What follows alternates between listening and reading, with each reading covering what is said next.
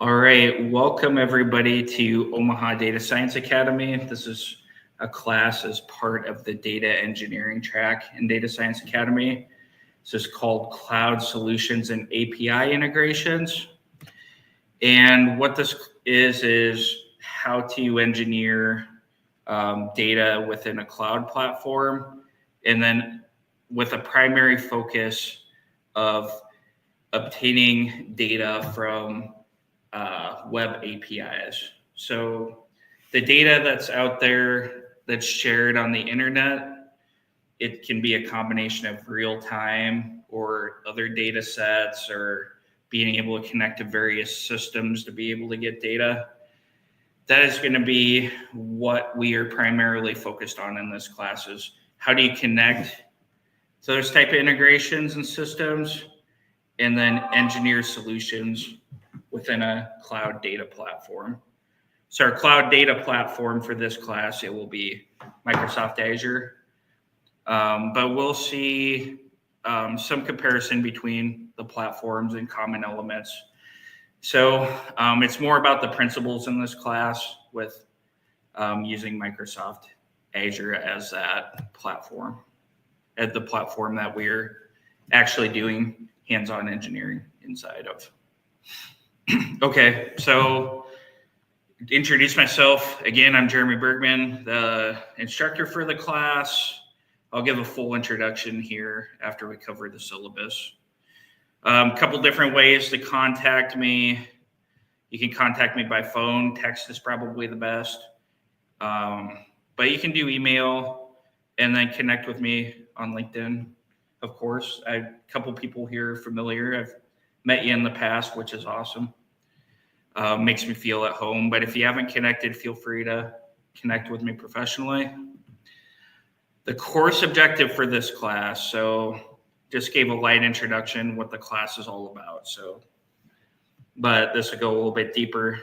So the class focuses on data engineering tasks using API integrations for data science and machine learning solutions. So we're going to focus on solutions like machine learning. We'll do that specifically in this class, but it'll cover important cloud data engineering and cloud data platform topics, giving its students the understanding of how to engineer and maintain a real-life ML solution, along with practical job-related skills.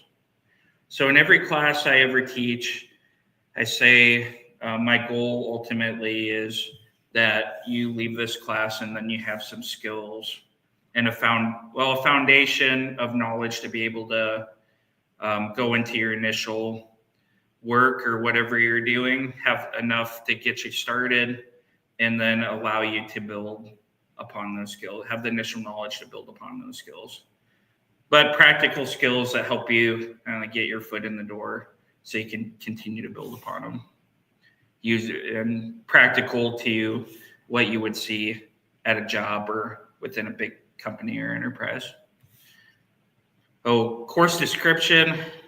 So that's the objective. I'm always a teacher who's about practical job-related skills and what you would actually see within the work that you do. And we'll have a class project related to that we'll talk about. Okay. So course description, the class covers cloud-based data engineering concepts focused on the Azure platform. You'll learn hands-on cloud data engineering skills, including the basics of APIs and data science, cloud services for data management, so storage and databases and how to process what they call big data in the cloud, machine learning and analytics in the cloud. So how do you create machine learning models and data integration to build those models?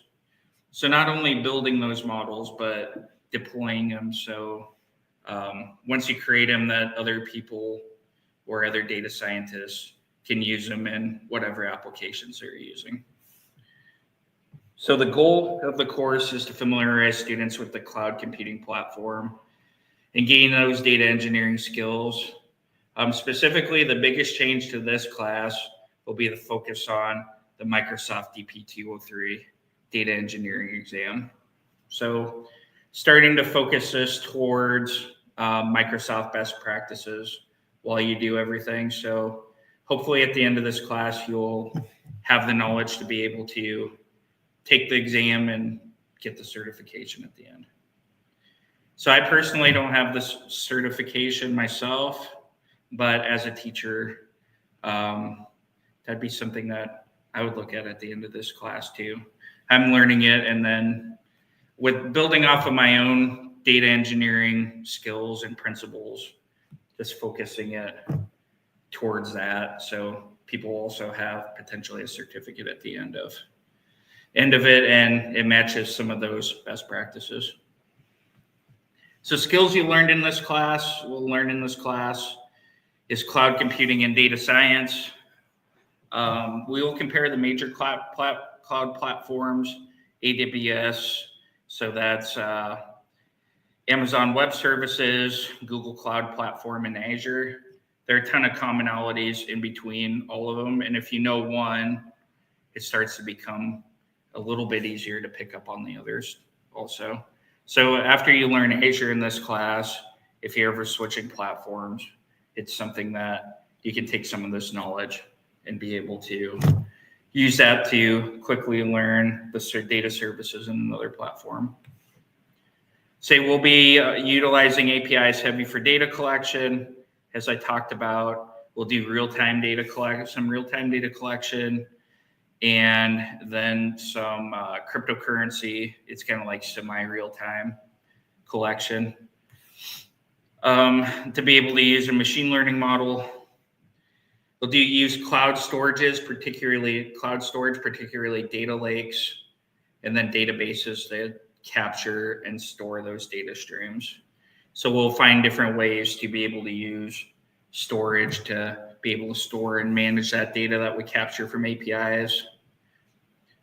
We'll do cloud-based data processing services, whether it's Data Factory or Hadoop or a big data technology like HD Insight to optimize data processing.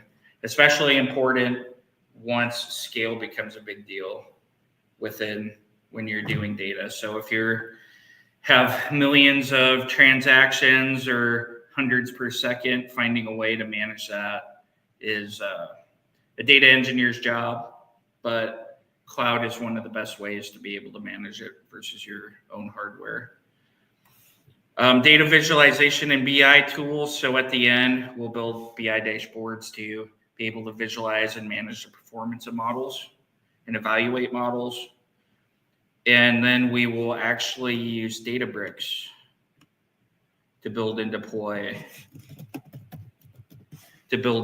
machine learning models. So within Azure, there's a software as a service. It's an analytical platform called Databricks. It's fairly well known in the data science community, but it's really a collaborative platform where engineers and data scientists can get together.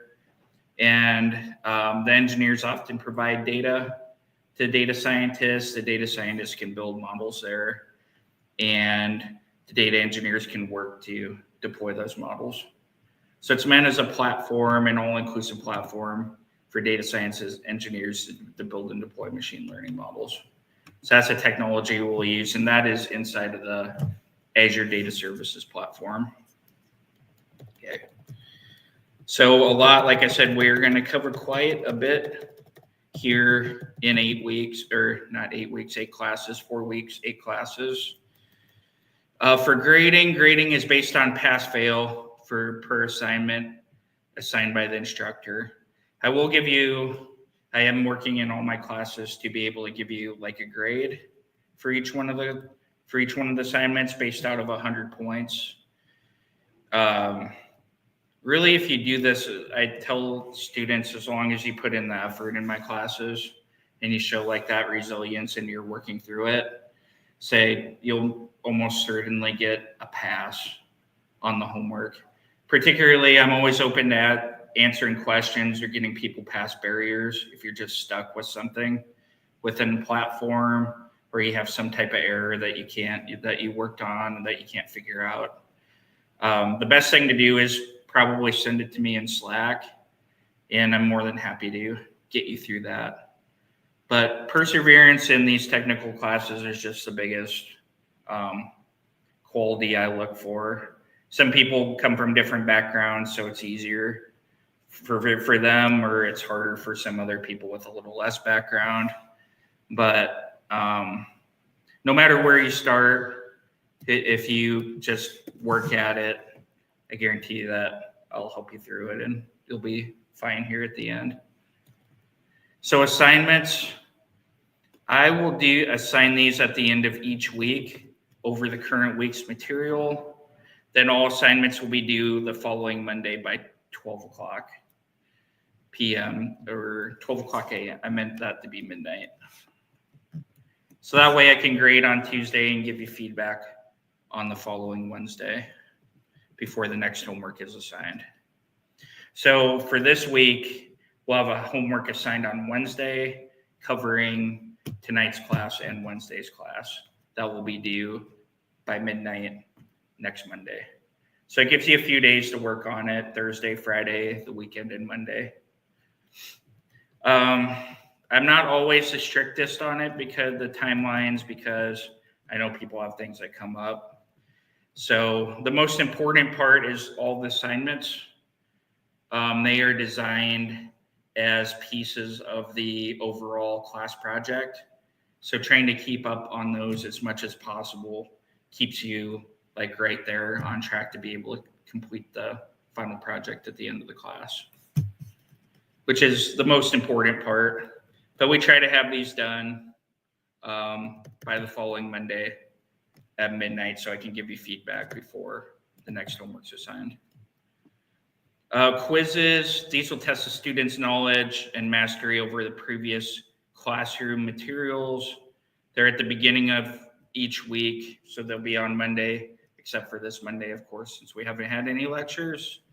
We'll cover them at the beginning of class, but specifically these will contain questions related to that Microsoft certification exam.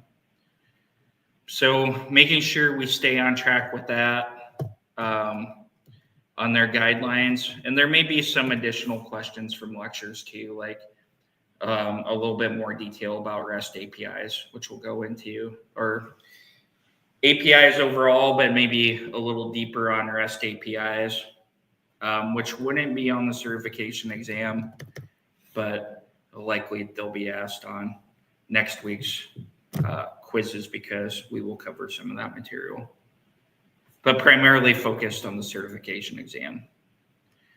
So the final exam will take place during the last 2 hours of class. That exam will be entirely focused on study guides for the Microsoft certification exam. So the data engineering exam for Microsoft. So yeah, they'll test your knowledge about data integration and API basics for machine learning projects like we'll do in this class. So at the end of the class, like I mentioned, you have the knowledge and it shows to be prepared for the certification exam after you take this class. Okay. So the project that we're going to do in this class, considered a capstone project, it's crypto market prediction engine. So throughout the course, students will build a comprehensive crypto market predictive engine that ingests data from Live Coin Watch. There's a website, Live Coin Watch, where you can get live data from a REST API that exists there, and it gives you near up to date, near real time prices for varying cryptocurrencies. I'll do an introduction. I'm a big fan of fintech and Bitcoin and everything related. If anybody would like to have a coffee or beer sometime with me, happy to tell you all about it. But I find it interesting too. And then we'll pull in some data from different financial news sources and try to gain like market sentiment, because that sentiment often moves the markets within crypto or stocks.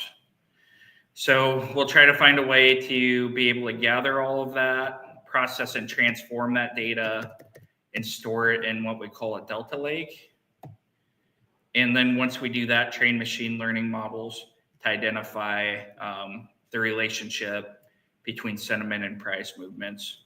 So with machine learning model, not just identifying the correlation, but trying to predict prices, future prices based on sentiment. And then at the end, we'll deploy an end-to-end prediction system with monitoring capabilities. So I say whenever you build a model, your work's never done, is that it's just a continual process to evaluate it and improve it and update it, just like anything in data. So you want some tools to be, once you deploy it, to be able to monitor it also. So what this project is an end-to-end data engineering project in the cloud, which follows Azure best practices and principles based on the DP203 exam. So I feel really relevant project for all the topics that we'll cover in class, and hands-on and that end-to-end solution, all the way from obtaining data to your end-to-end machine learning model with monitoring capabilities. So we have it broke down in 8 classes. I'll go over this really quick because I introduced these at the beginning of each class. So week 1, we're just going to focus on introduction to cloud engineering and then the basics of APIs and data science. So tonight's class, we'll get a high-level overview, compare some cloud platforms, and get our environment set up. And in class 2, we'll understand the basic of various APIs and data science. So there are a whole bunch of different types of APIs. The most common is REST API, but depending on the type of data that you're getting or system, there can be different types of APIs. And then we'll dive deeper on that and then start to obtain data for our purposes and then put it in Data Lake. The second week is cloud services and data management. So how do we store data? Usually in Data Lake or some type of database, whether it's relational databases like I talked about in SQL 101, or a NoSQL database of some type. There are various other types of data storage that might be useful. So structured sources, depending on the types of data. We'll cover some of the use cases of those in class 3. Class 4 is data processing in the cloud. So if you have all this information, oftentimes it's hard to process it and transform it the way you need, especially if it's huge volumes of data. One of the biggest things about data engineering is how do you manage data and transform data at scale? So that's what this class is going to be all about. So overviewing those data processing services, Data Factory, Databricks, and Spark. So we'll learn, I'll go into more detail about those later, but we'll do deep dives, some hands-on on how to handle real-time and big data sets. Then week 3 is probably what a lot of consider would be where we have a lot of fun and we start to integrate all of that API data, and then we start building our machine learning models and deploying them. That's kind of when all that work that you do underneath the covers starts to pay off in a data product like a machine learning model that you build. And then the last week, we will, class 7, we'll do a working session. So we'll just take a quick pause to make sure everyone's caught up. There'll be one kind of final part of the class project that ties the project together, deploying it, and then being able to monitor the performance. And then we'll have the final exam on the last class. So I'll give you some additional sources some things to consider more about security in Azure and performance optimization, big data analytics, future of data science, data in the enterprise, and so forth. Things that I like to give students as additional resources as they work as engineers. Okay. So in this class, supplemental and additional elements. So like I said, this class, try to make it as a practical focus as much as possible so that you can take these skills and they directly translate to a place of employment where you might be engineering this type of data and building these type of models, and then having that skill set to continue to build upon those skills. Access to cloud platforms, you'll do that for the first time. We'll get that set up tonight. Lots of interactive learning with real world scenarios, especially this one with cryptocurrency. And then I strongly in this class encourage teamwork, especially for the class project. I have no problem with that. A lot of times it's good if someone's stuck to be able to work together on solutions. And that's worked really well in the past too. So you aren't just engineering in a box. You have somebody to bounce things off of. If you're a developer, it might be something like pair programming, where you're working together on creating code or even breaking the thing up into different parts. As long as it all comes together and people are doing the work, I'm all for that. So what I would ask for the homework at the very least is everybody turn in their own homeworks and then collaborate on the aspects, bringing it all together and collaborating on collaborating on a working end-to-end solution within Azure that you can show works at the end of that you can present and show that it works at the end of the class. So as much as anything, just interested in the journey and then working together to be able to do it. I also highly recommend the use of large language models or things like, I personally use Claude. So anytime you get stuck, that's just one of the best tools now, is that you give it an error, and Claude specifically designed for developers or answering technical questions. So you can do any number. I ask it all sorts of questions, like all day long, like a do-it-yourself dryer lint filter. It's great at solving problems, but particularly good at code and troubleshooting.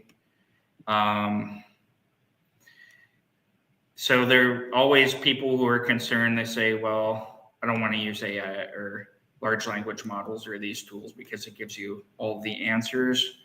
But to that, I would personally say use it as a tool that helps aids you and guides you to being able to learn the concepts and apply things faster.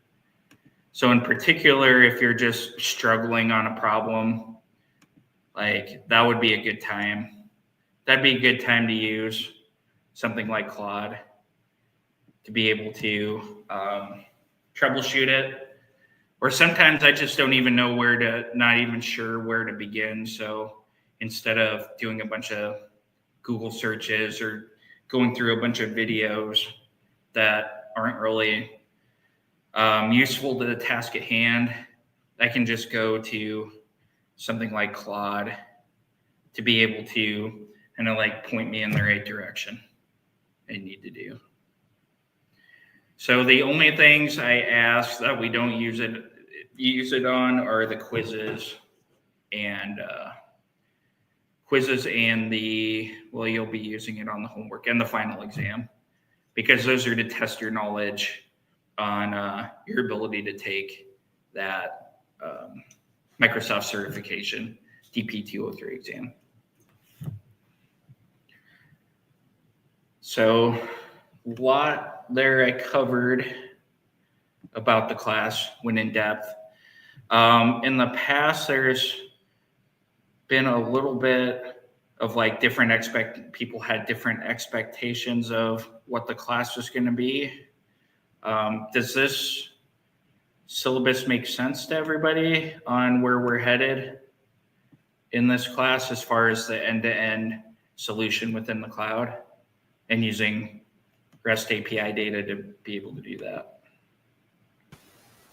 I mean, it seems to all make sense, and it seems that you're going to keep us plenty busy. That's what Nate told me to do. Oh. Make Nate the bad guy. Yeah, we will certainly do that.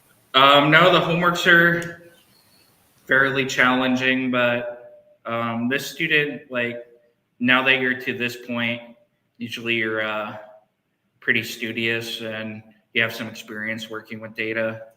So I found pretty much everybody who's taken this class, even the first 2 times when we're smoothing out the bumps, still made it to the end of the project. And they still did pretty well in the class. So I'll try to not torture you with these homeworks and try to give you a good guide on it. But just wanted to be clear about the course objectives. The expectation is that you do your best on the homeworks. You attempt all the homeworks and that you submit them and I help you out, or you partner up with somebody to help you get through your homeworks into the end of the project. And then hopefully have the knowledge to take that exam at the end and pass it with flying colors. And then you could show it to employers, not just a project, your certification, but also a real life project that you put together to kind of reinforce those skills and be able to explain the project. Because during a job interview, they'll often ask you like, oh, have you worked on any projects, or how have you applied your knowledge? And you'd have something very tangible to show them. Okay. A long explanation, just wanted to be clear about the course objectives and what we're doing in this class and some of the expectations in the projects and what we're going to learn. Okay. If anybody has any questions or doubts, like, definitely feel free to ask me in the channel. As coming into the class, everybody in my previous classes, people have had like different thoughts or expectations on what the class is going to be. So if you have any questions about that, feel free to ask me and clarify, and I can also give you some advice. All right. So really quick, I'm going to do an introduction. I'll give everybody a break here after we get through this initial material. I think I'll have everybody else introduce themselves. I'll personally introduce myself. All right, so like I said, I'm Jeremy Bergman. It's my LinkedIn profile. I've been doing this longer than I'd like to admit, so actually going on 18 years now. Started in bank finance at First National Bank, learned a ton about business. They had, back when I started in 2007, not that many people were doing business intelligence initiatives or storing their data that way, but they're very data driven. I learned a ton about finance and business. One of the big reasons why I'm so passionate about fintech now is from that experience and learning so much about banking and credit.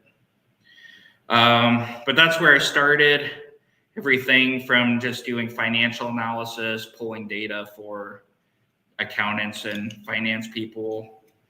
I've done data mining, market research. So I built some models. I worked in call centers, evaluating operations, and leadership, management, and now consulting.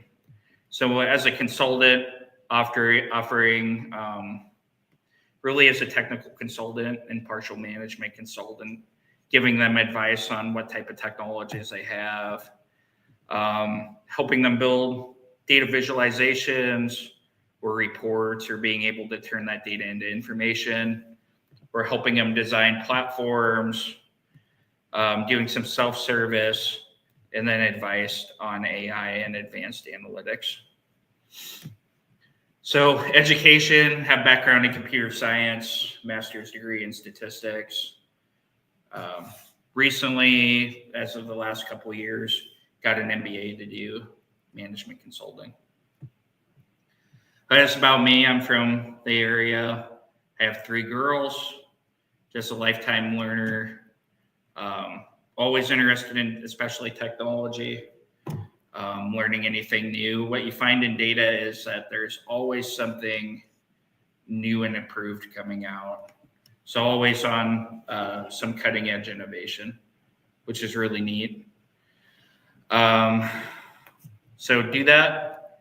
I do a little bit of that. I often help startups with data, being able to see it and be able to measure performance initially, and then working as a consultant, usually for small to medium-sized businesses. But I've also done larger projects and I've worked on with contemporary analysis on a number of projects too, in conjunction with my own independent consulting. Big sports fan, Moneyball, you can imagine. I'm an analytics guy. So I love doing things like, I wouldn't say betting on sports, but doing analysis. Used to be a big baseball card fan. NCAA tournament brackets and things like that. So that's some of my hobbies: business news, cryptocurrency, and finance, and definance, or decentralized finance in particular. So finance related to blockchain and cryptocurrency is like one of my new passions. Of course, AI. I like chasing it a little bit and learning about new technologies and new things. Sports and reading and exercise, and of course teaching. I enjoy teaching these classes to students. All right. I'll have a student introduction during break, asking a few questions. Have a data science philosophy, and I've had more than one of you in class before, so I'll go over it quickly. But there's a good picture that I always share about the modern data scientist. More and more, the specialization between these is being broke down into your data science roles, which are like your math and statistics, your machine learning, predictive modeling and forecasting, or even just creating like business insights, like looking for opportunities in the data and then making those recommendations to management. They tend to have a few more soft skills than the technical person does, because they're working with other people in management. Being passionate about the business, so always learning, being curious about data, using influence, and being strategic about how they use data and present data and so forth. So they're really about like the consumption of data and the inference and the types of models that drive results. So your data engineers are often these people. They're the technical people. They're the programming and database people. They almost often know Python. They know some kind of statistical language to be able to create models, or say know SQL, and they can learn NoSQL databases. And then some oftentimes big data technologies. To be honest, I haven't used a ton of these in my professional experience. They usually don't require it. But I think one of the top qualities of a data engineer is just like your ability to learn new technologies, or having some passion for it, learning a new skill to be able to solve and efficiently build and manage any like data or process that you build or engineer. That you're always learning something new and potentially a better way of doing things, especially at scale. And they do use some communication and visualization. You're often communicating back and forth between the data scientist or the data analysts and the data engineers. So those are the type of people who are doing the data for business purposes, and the engineers are the ones who are trying to implement it in the most efficient and manageable fashion.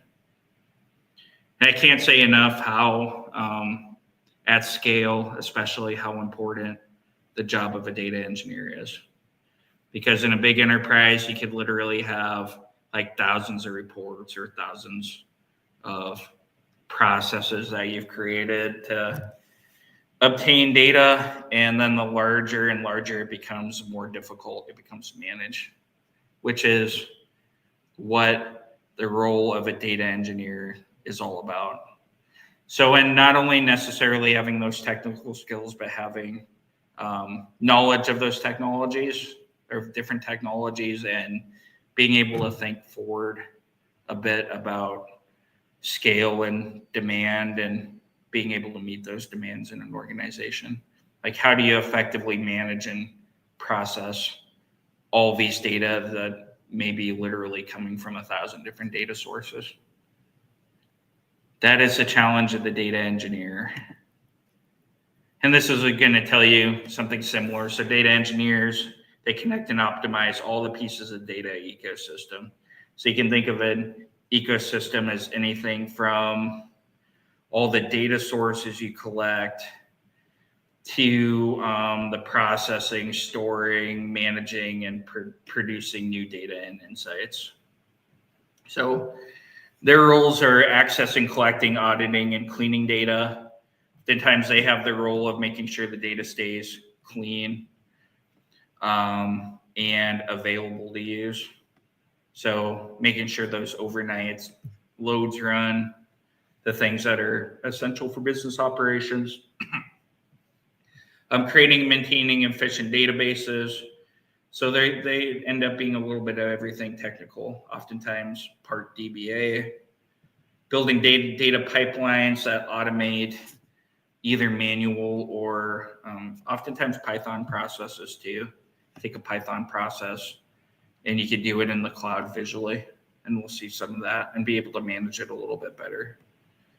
Monitoring and managing all the data systems.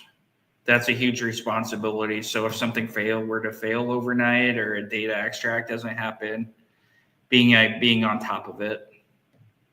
And then implementing data science output in a scalable manner, and then even much, much more. So I have a good link here if you want to read everything that a data engineer does within an organization. But it is like one of those undercover roles. It's tech, so I would consider this one a tech, and data science more of a business-facing role. But oftentimes, it's like in tech, nobody notices until something goes wrong. But it is a data engineer, some of those developers or platform people who literally keep the lights on the business. I've been in places where the data didn't load overnight, and a lot of people weren't able to do their jobs because they counted on that data from the previous night or previous hour or whatever load time it might be, to literally be able to function in their job. They become data, in a good way, data dependent. So not in necessarily a bad way, but the engineer is kind of like the person who keeps the plumbing running and those systems going, so people can use these data-driven processes and the data that they need to do their jobs, or the predictive models that help operations, and so forth. So heavily overlapping roles between data engineer and data scientists. I mentioned that before. Data science often asks and understands the right business questions. Engineers, this says big data, but it still holds. A big data engineer is a developer. They build those data products. And then in between, they work together on those solutions. So it's important for the data scientists to be able to communicate their needs and the business goals and what they're trying to do to the engineer, and the engineer communicating with the data scientist on like what's the best way to engineer, deploy, and manage the solution going forward. Yeah. So that's a profile and introduction to data science philosophy and what is a data engineer. And then I'll go over one more before we take a break here at the 7 o'clock hour. So I also wanted to cover the exam, the data engineering exam.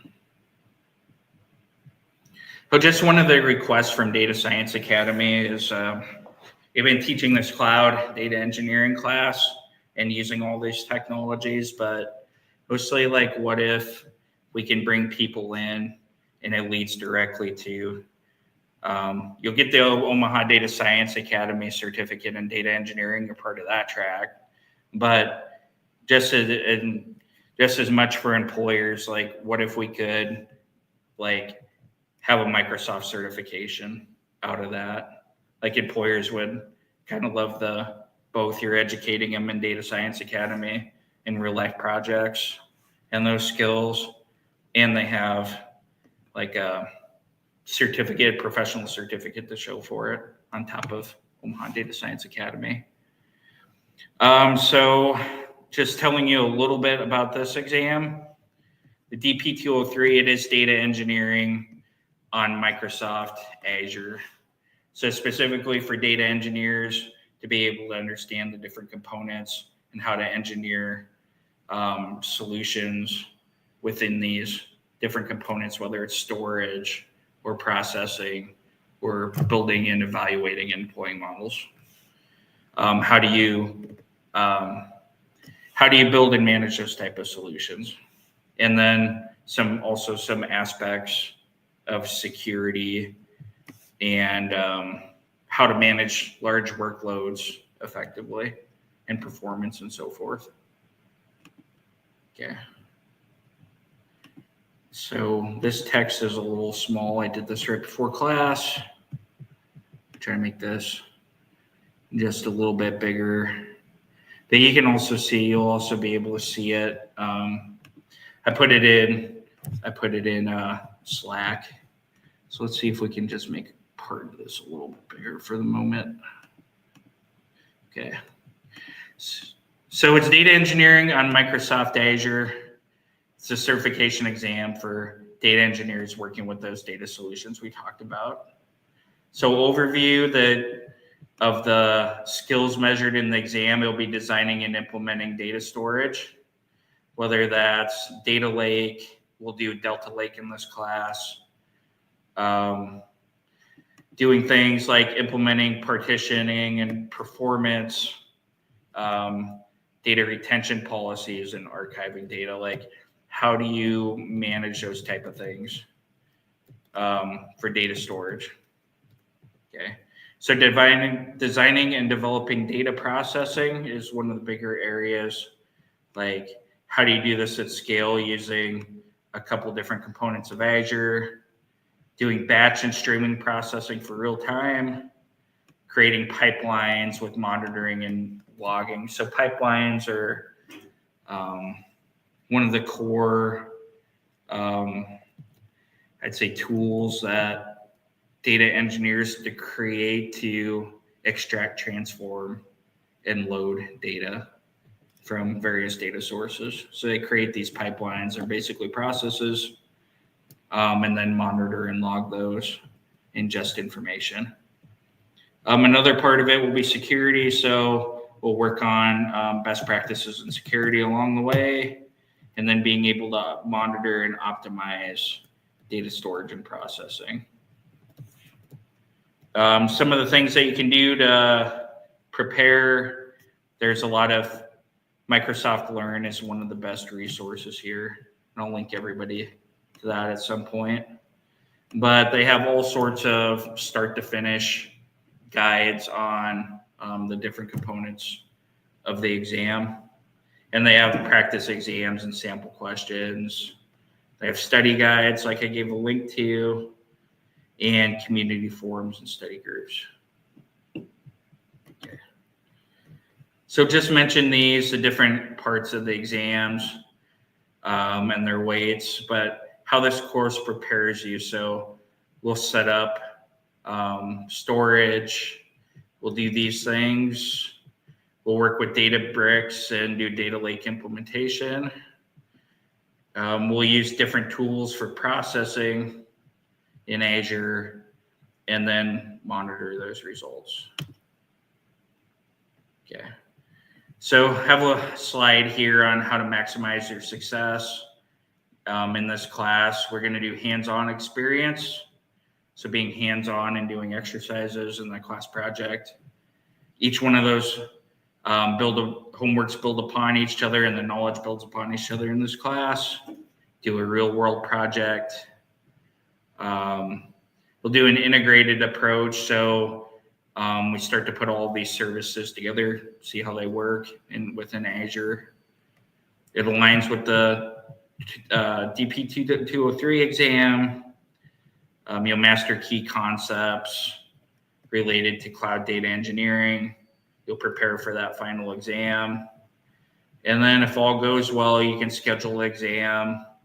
And this is a little bit of information on that. So if anybody's interested at the end of class to do the Microsoft certification, provide more information on it. It's about $180. Certification's valid for a year because these things are always quickly changing, but a good way to get your foot in the door, and then hopefully an employer, somebody would renew your certifications based on new technologies coming out. Okay. We covered a lot there in the first hour. I'll let everybody let's take a 10-minute break, grab a drink, and put on your seatbelts and buckle in, and we'll get started with the course content. So we'll come back.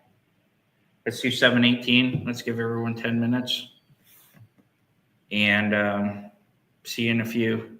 I'll also post during break some class introductions that you can do on your own time. And then we'll get started. All right. Thanks, everyone. See you in 10 minutes.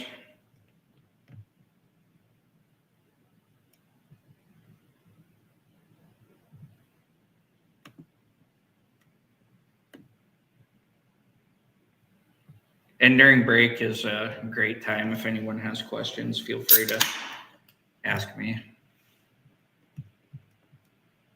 Ask me pretty much anything.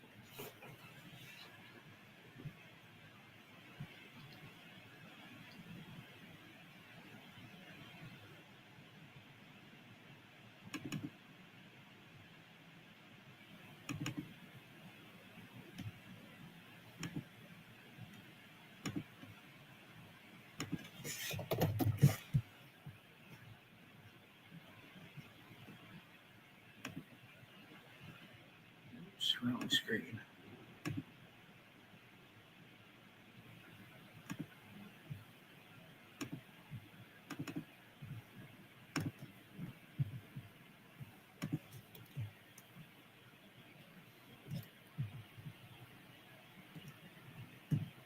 Oh, that's not the right one.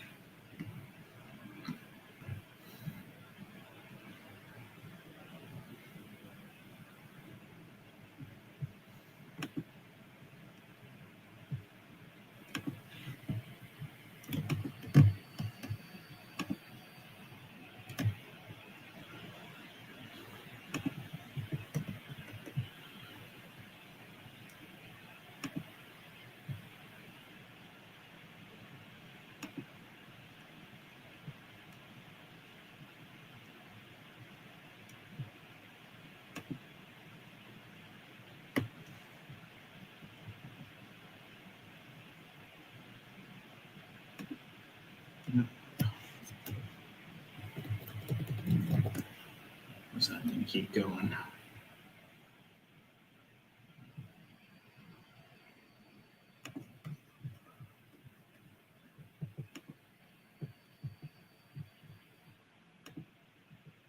that one. I think we have everybody except one person today. Not bad.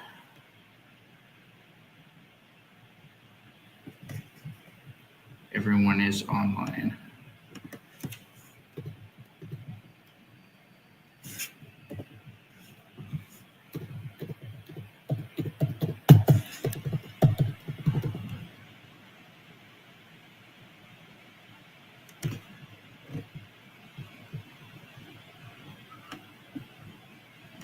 Yep, everyone, I put the outline for student introductions there. Please do that at your convenience. Plus, it'll give me a lot to talk about during class instead of, I wouldn't say awkward silence. It's me who's the awkward silence, but can easily relate to like your experience or what you're trying to do. I love providing like examples from my experience. We're relating my experience to the work that we do in class. And try to do as much of that as I can for students. Professional advice if asked, not unsolicited. Not usually. Might get an opinion snuck in there, but happy to tailor things to what everybody's here for. Feel free to ask questions along the way.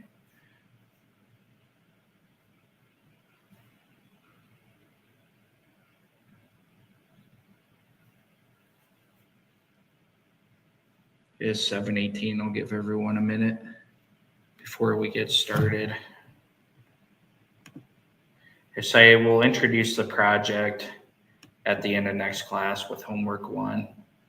Those will go well together, and first night's a lot anyway. Actually, each one of these nights is really packed full of information. But it makes some amount of sense to just go over the class project tomorrow near the end, and it'll give you some, after you've had these 2 lectures, it'll give you some amount of clarity to what we're doing in the project.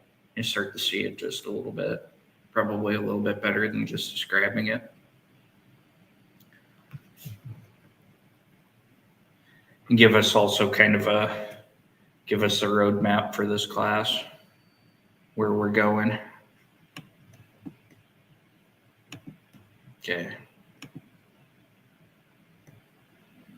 All right, it's about time for everyone to be back.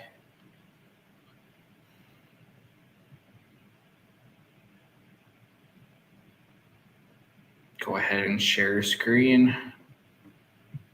I am sharing screen. Go ahead and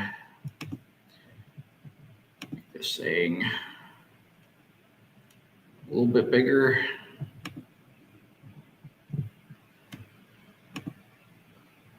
Slideshow.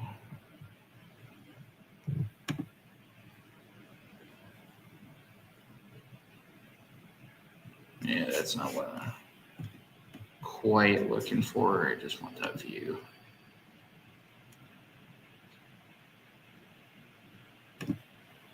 There we go. Reading view is pretty good. Okay, we'll go ahead and get started with lecture.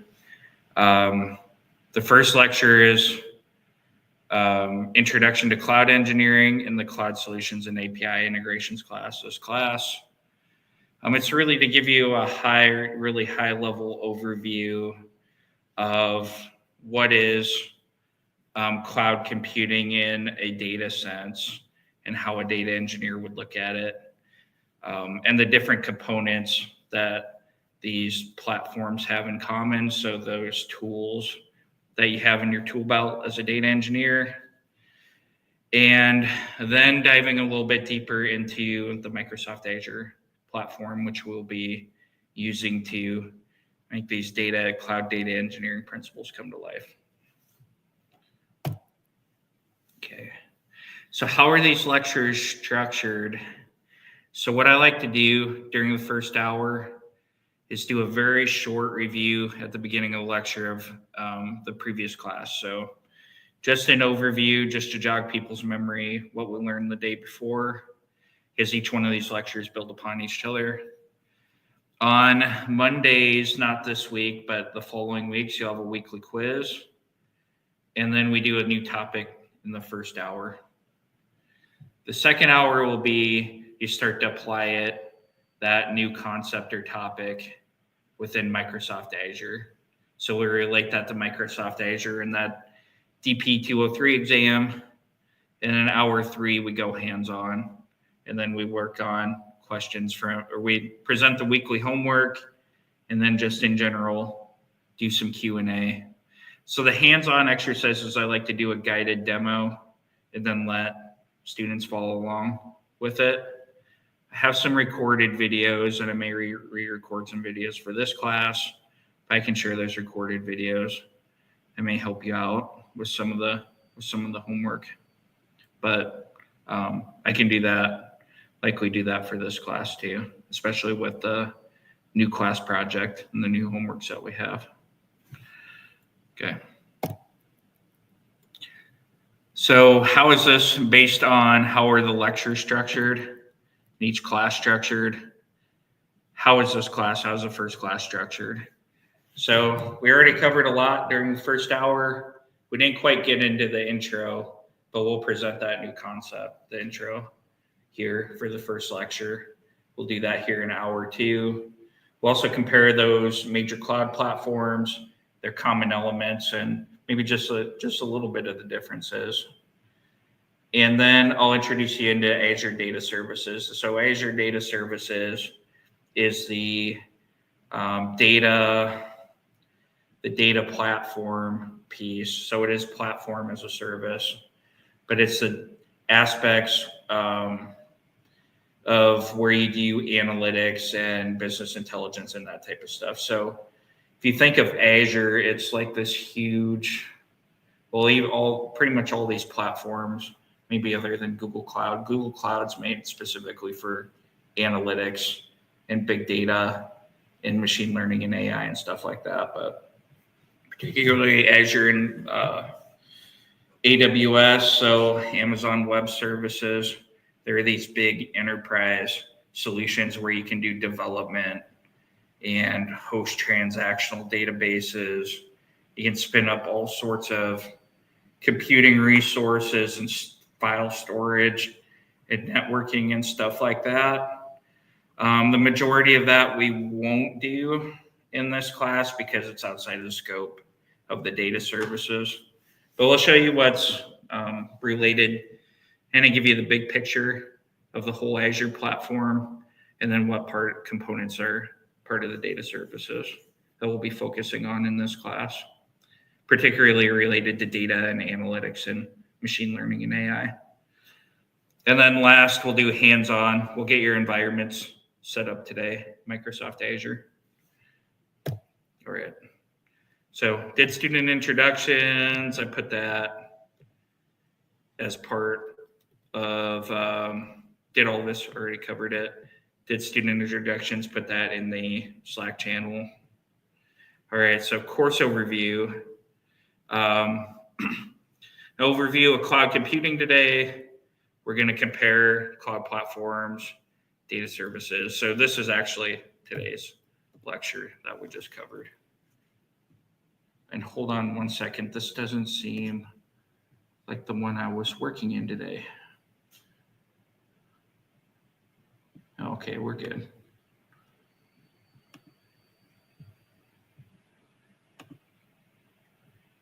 So I had additional slide. I edited or pulled those out of there. Okay. Okay, we're good. Okay, so covered class 1 objectives, so we'll cover here. Some of this we covered is talking just thoroughly through the syllabus and then talking about the role of data engineer. But this is really even more specific. In these Omaha Data Science Academy classes, the beginning of each lecture, we just like to say, why is this important to learn this? Just so, maybe not so much to convince, but like what's the value of data engineering, or what's the value of learning relational databases, or what's the value of learning about storage and retrieval or whatever it may be. And so the student can understand a little bit more about its importance. Okay. So this picture over here is all the things that data engineers can help out with knowledge of cloud computing. So things like cost savings, availability can't be underestimated. Systems often need to be available 24/7 with minimal downtimes. A flexible platform that you can scale up and down, scalability and flexibility. I sometimes make those similar, but flexibility is more being able to handle, like in a data platform, a data lake that can handle multiple different types of data to do analytics on. Reliability is huge, having the data available when business people need it, make sure it performs well. Software updates, not as much in the cloud because a lot of that's managed by the cloud, as we'll see, but there's some. Oh, well, this says advantage of cloud computing is that the engineer doesn't have to do the automatic software updates, that the cloud generally does it. You have backup and restore. That can't be underestimated. If something happened, a disaster happened to your servers, and you were to lose all of this data, it could almost through in your business. And then cost savings. So a bunch of advantages of cloud computing, and also along with that, engineers who know how to engineer in the cloud. So really why the reasons why these are most important is scalability. I talked about that. Easily able to scale up and down to storage and compute resources I need to process data. So this is huge with new large language models. It's not so much the algorithms are new or anything like that, or the models are a new concept. It's the need to be able to crunch all of that data and summarize it and process all of that data. You'll hear of OpenAI, the advantage they have is the number of GPUs that they have and their processing advantages and being able to leverage that. The cloud you can do a lot of that in the cloud. It's a little bit easier to do. It's a lot easier to do in the cloud actually than to do with your own physical hardware. Those companies like OpenAI, they buy their own hardware just to do this stuff specially. But the cloud provides big benefits to be able to do scalability, especially when it's hard to do that on your own servers or hardware. Cost efficiency, you don't have to maintain and purchase expensive hardware. That's probably one of the huge overheads, actually. It's not necessarily the cost of the hardware, but having to maintain it and do software updates and security updates, making sure it's configured correctly, could take one full-time employee just to be able to do that. The cloud makes it more cost efficient because they manage quite a bit of it. So accessibility, availability, and reliability, all important. Data can be accessed anytime, anywhere with an internet connection. In flexibility and manageability, flexibility in tools and services that data engineers use can easily manage the integrated technology stack. So one of the great things about Azure is all these technologies are part of one ecosystem. So they're all integrated with each other and work well together with each other. Instead of having to have a whole bunch of different tools and then trying to bring all those together as a data engineer. And then security and redundancy. So typically more secure than managing your own security. There are reasons to be that you'd want to manage your own security. But redundancy is a huge one. It's backup and disaster recovery. It's really easy to do in the cloud. You could do your own services if you have your own servers, but I think the biggest benefit of the cloud is just having those available and not having this. The configurations are really pretty easy in the cloud, as we'll see. It's easy to create a new Spark server without extreme technical knowledge of distributed computing or anything like that. And then backups and security and availability. So there's some ways in cloud, if one of your servers go down, your data warehouse maybe, that you'd have redundancy, and then you could just move to the other instance and it's you aren't even down. So you could have replicated instances and things like that. Much easier to manage in the cloud, I personally think, unless you have a big team of IT people and there's a specific reason to manage it all yourself. Okay. So cloud engineering and data science, they possess ability to build and maintain data structures and databases, design data processing systems like data pipelines, enable machine learning and AI applications, model business processes for analysis and optimization. So modeling business processes is key to understanding how data is produced. And oftentimes a data engineer will work with a data scientist on that, from what context and what processes are generating that data, and then how they work together to engineer those the way they need to be engineered. Designing these processes for reliability, having them available, and backups and things like that. Being able to visualize data and advocate policy. This is oftentimes with like data quality or things that people are doing in systems.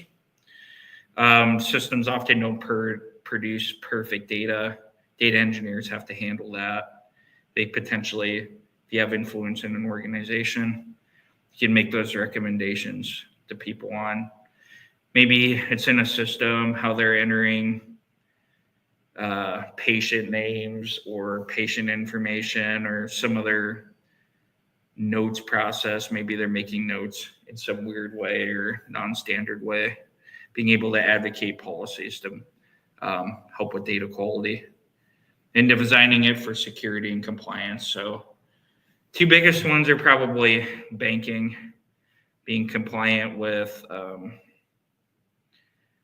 as in banking, so the different SOC type compliances or being compliant with like SEC and auditors and government audits and things like that.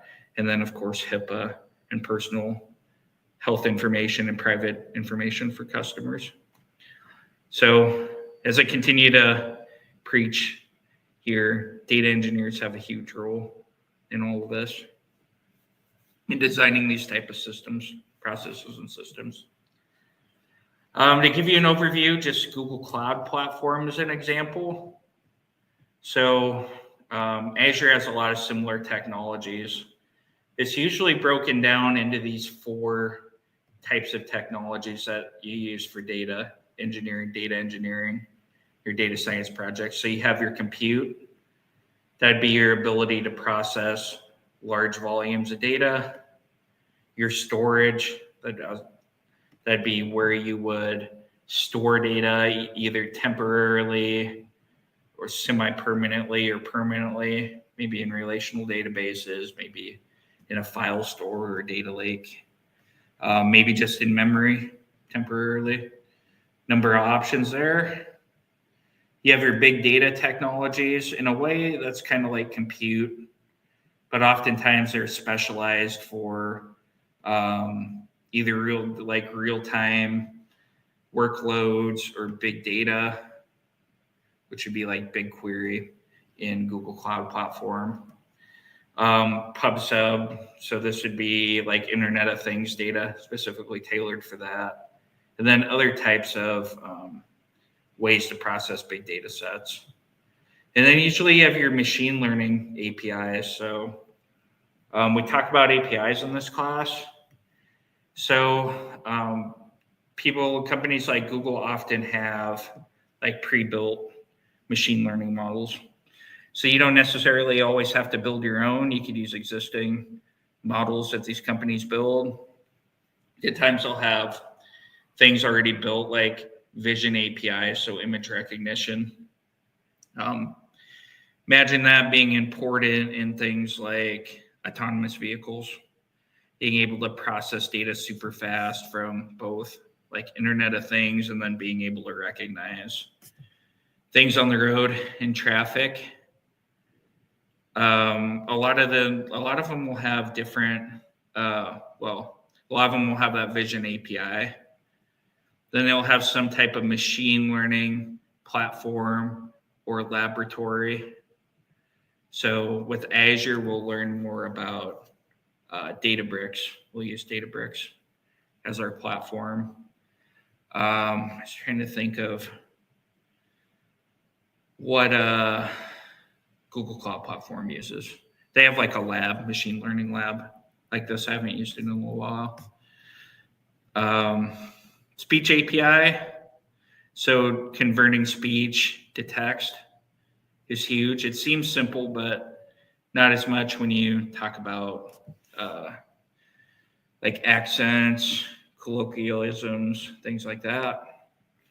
It's a huge deal to be able to, and then a lot of noise in text, being able to clean that up and make the best best interpretation that you can, someone's speech, and then translate. So translating to different languages from whether it's English, Spanish, or I don't know what that mark would be, Japanese, not Japanese, or Chinese, Korean.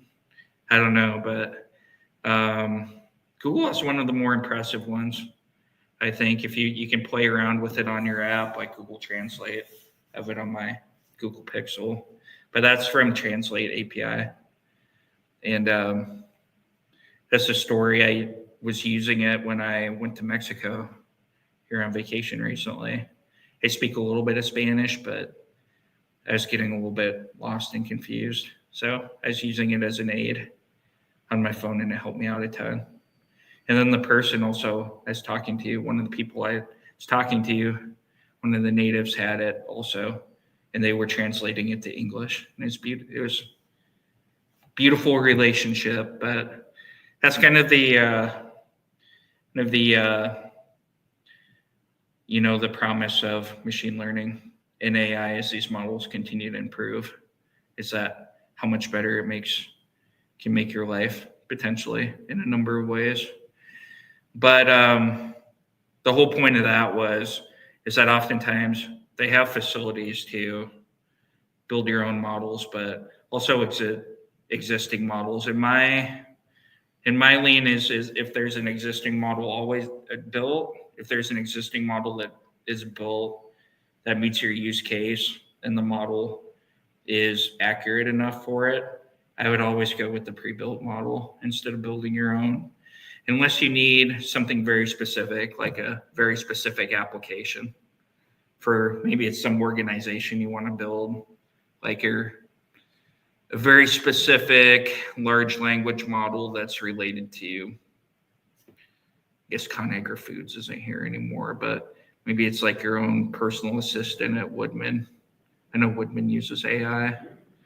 You could build your own large language models. You could partially reuse one, but you could build one that's specific to insurance industry or whatever you may do. If you want one that's really specific, you'd build your model, but there are thousands of models out there through APIs, which is one thing I didn't mention. I mentioned the part of obtaining data through APIs, which we'll learn about in this class, and more about how to utilize different types of APIs. But existing models, will deploy a machine learning model in this class via API that other people can reuse, and other people do it also in other companies. So there's a whole ecosystem of data and models that already exist, and the ability to understand APIs and data science is a very powerful combination for the things you could potentially do with AI and machine learning. Okay. So the main components of these cloud platforms. So yeah, the data engineer possesses the ability to do all of these things that we talked about before. I talked about data storage. This goes into more specifics: object storage and databases, data processing large data sets, facilitating tasks such as cleaning, transformation, and feature engineering. If you took machine learning class, machine learning or model evaluation, you'll know what feature engineering is. If not, no big deal. But this is where data pipelines come in also as part of data processing. Compute resources, so being able to have virtual machines or other servers that help you process and transform your data workloads are highly available inside of cloud platforms. And then machine learning and AI services. So just like we talked about, lots of pre-configured environments, algorithms, and then tools for building and training your own models at scale. And feel free to stop me and ask questions as we go, or if we're going fast, let me know. All right, so comparison of the major cloud platforms, AWS, GCP, and Azure. They're the market leaders in cloud platforms. There are other things like CAN has traditionally used a tool called Data Haiku for it's a cloud platform specifically for data engineering. Data Haiku. Oops, I spelled it wrong, of course. Data Haiku. But it's a cloud platform like Databricks. It's just specifically made for data engineering, for machine learning and AI. So there are a lot of these different platforms, and they have these workflows. You can build these pipelines and workflows, and being able to collaborate and build models and so forth. I'd say these are the major cloud platforms. These are like the enterprise solutions that a lot of big companies use. And oftentimes they're more than just for data. So like Amazon Web Services is often known as like a prime development, a robust development platform where developers go and build robust backends and systems development and applications, host applications. Microsoft Azure is like it has a lot of that too. It has its own development tools. It's like highly integrated with existing Microsoft products, which a lot of companies are married to. And then Google Cloud Platform. That's with Google's history. They've typically been innovative and have some of the best tools for AI and machine learning. So they tell Google Cloud Platform for different reasons, a market leader from the other two, but each one of them have their own strengths, unique strengths and capabilities, but a lot of similarities when it comes to data, when you look at just the data aspects of them. Service offerings, AWS's offerings are wide and huge. That's what I was talking about, like a huge set of robust developer tools, platforms. GCP emphasizes cutting edge technology like Google search engine, proprietary algorithms, and pre-built AI, so forth. Azure is its seamless integration with Microsoft products. And then global reach. So AWS is all over the world. What that means is they have servers all over the world that you can use for backups or hosting there. GCP focuses on performance and innovation, and Azure excels in hybrid cloud solutions and enterprise support. So a lot of companies that are tied into Microsoft have a flexible suite of services and things that they can do. So you could have part of it in part of your infrastructure in the cloud, part of it where you host, and then the enterprise support and integration they have with it. So that's why businesses have recommended Microsoft Azure for ODSA. Oh, not so much that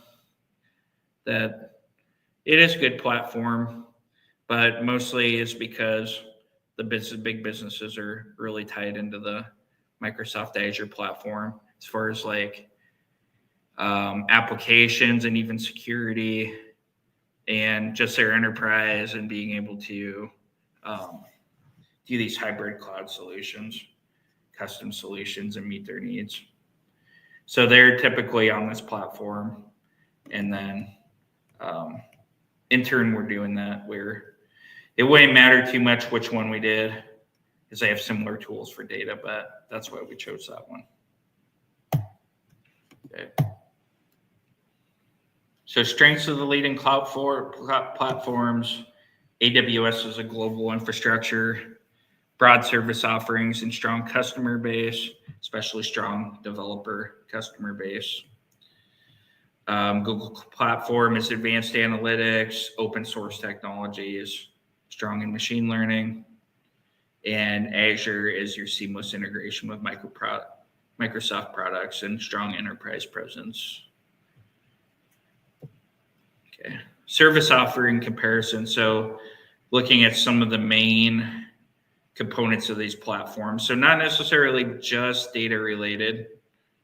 So you'll see database and storage and compute largely are, but they have some networking in there too. So AWS tends to be the most robust across categories and scalable and feature rich. Google Cloud Platform is similar, fairly cost effective. They have managed databases, so very easy to spin up their proprietary technology and tend to be innovative.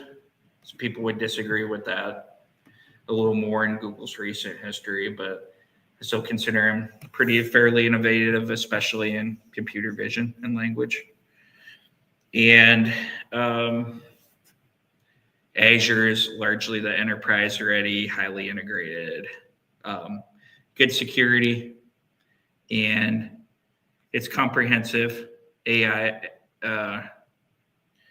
and machine learning services. Okay. So we've talked about each one of these platforms. They each have their different strengths. Not necessarily weaknesses, more like different strengths, different purposes, and some commonalities, especially when it comes to data. So we're going to start focusing on Microsoft Azure. So what is Microsoft Azure? So it's really an entire platform or a suite of tools that provides infrastructure, platform, and software as a service. So if these are kind of confusing, you probably heard of software as a service before. It's like a lot of business startups do. They provide some type of web application or mobile application in the cloud so that people don't have to download the software. Like, I'm pretty old school as far as computing goes. Way back in the day, you pretty much had to install everything on your computer. Nowadays, you just do software as a service through an app. It's hosted in the cloud. You don't have to install all that on your computer. Maybe you have to install an app on your phone, but providing different software as a service. Also, REST APIs are considered software as a service. You can connect to it, give the API certain instructions like we'll see in the next class, and be able to get data and information back from it. So anything application that you can connect to that's in a cloud would be considered software as a service. So platform is more like the Google data platform that we'll see. So it provides like a suite of tools and a lot of managed services. So managed services as far as managed databases, you don't have to do that much configuration or updates with them. You can just easily create a new database server.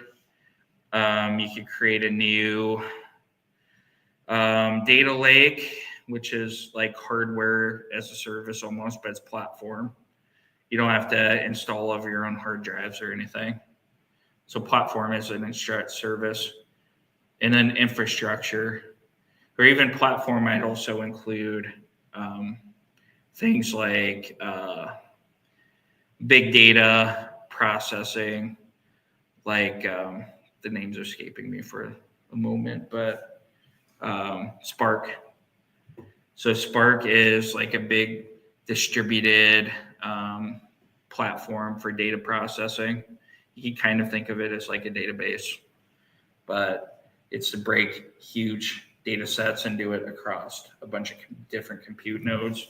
It'd actually be a platform as a service, whereas infrastructure is the actual compute service. So these would be like virtual machines or just allocating CPU, so processing power to maybe it's your application. You could just do it, just supply more compute. So at like peak times of your application, it's able to handle the load a lot better. Maybe like an e-commerce website. Right. So it has managed and unmanaged services. So a lot of managed services in platform, but unmanaged services where you kind of build it yourself. This would be like if you created a virtual machine and hosted a MySQL database on it, you'd end up managing that MySQL database yourself. Supports this huge ecosystem of Microsoft products, Microsoft Office, Power BI, all these AI services. This is like the list, huge list of everything that's in Azure. There's virtual machines you can do in Linux. We'll do stream analytics in this class for real-time data, do databases, data factory, Python notebooks or Jupyter notebooks, all sorts of things in here. And then that I haven't even talked that much about the development side. It's a huge ecosystem. As one of the big advantages of it, has the hybrid options, so you can do part of your company in the cloud and part of it on your own hardware.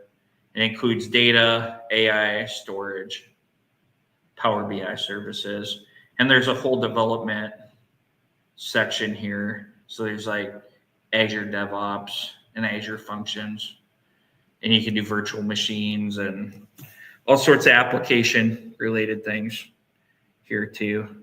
But our focus will be and networking with like Azure DNS. But it has all the tools there. Our focus is going to be on data. So I did a quick slide on IaaS versus PaaS versus SaaS. So infrastructure as a service. It goes into a little more detail of what you get, what you manage and what they manage. So there's some things that you would manage, like in a virtual machine, you'd choose the operating system, but you don't have to do the physical hardware. Then some examples and your use cases for each. And then platforms, very similar. And then software as a service. So even like Microsoft 365 in the cloud or Google Drive, I'd consider all those software as a service. Or Salesforce, that system. Anything that if you could do it in the web browser and don't have to install your own software. That's the advantage of the cloud, even from data engineering perspective, is to hammer at home, is that you don't have to install all these databases and configure them for all these different tools and services. They all exist in the cloud at your fingertips, and they're integrated into these platforms, which is a big advantage. Cloud computing, cloud engineering. Okay. So now just focused on Azure Data Services. So you have I talked about your application platform. So this is all like the different aspects. It's a little bit easier to see quite a bit easier to see than that one really. But you'd have some of your infrastructure as a service, then platform as a service. And then, so your security and management suites, we will go into that a little bit in this class for the exam, and then your hybrid cloud. So we talked about all these different components. I highlighted in red what we'd be focused on in this class. So you have your data. So you have like your databases. You have your data lake. Here, I believe you have different types of storage and document DBs, so NoSQL options also for different types of data. You have your intelligence. There are a number of, this doesn't even capture all of the different AI services that Microsoft has, but maybe infamously, you know about Cortana. Microsoft's integrated with Bing and not so great, but that's their version of it. And then analytics in IoT. So you have stream analytics like real time, being able to build models. We'll use Databricks for that. We'll use in this class notebooks, data lake, getting IoT data factory, and Power BI, all in the cloud, all provided. This whole thing, each one of these is like Power BI is like a software as a service. It's provided there, but it's also platform as a service because there's Power BI cloud that you can connect to and host dashboards there. And then the whole suite is an entire data platform for engineers. I did highlight one other part of the application platform that we'll likely use in this class is the function, Azure Functions. You can build your own functions in Python that you can execute. You can buy your code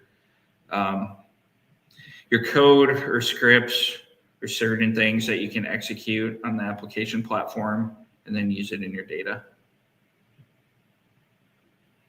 I'm a little undecided on it, but I highlight it here because we may very well use it to implement our machine learning model and run Python scripts specifically to get data from REST APIs.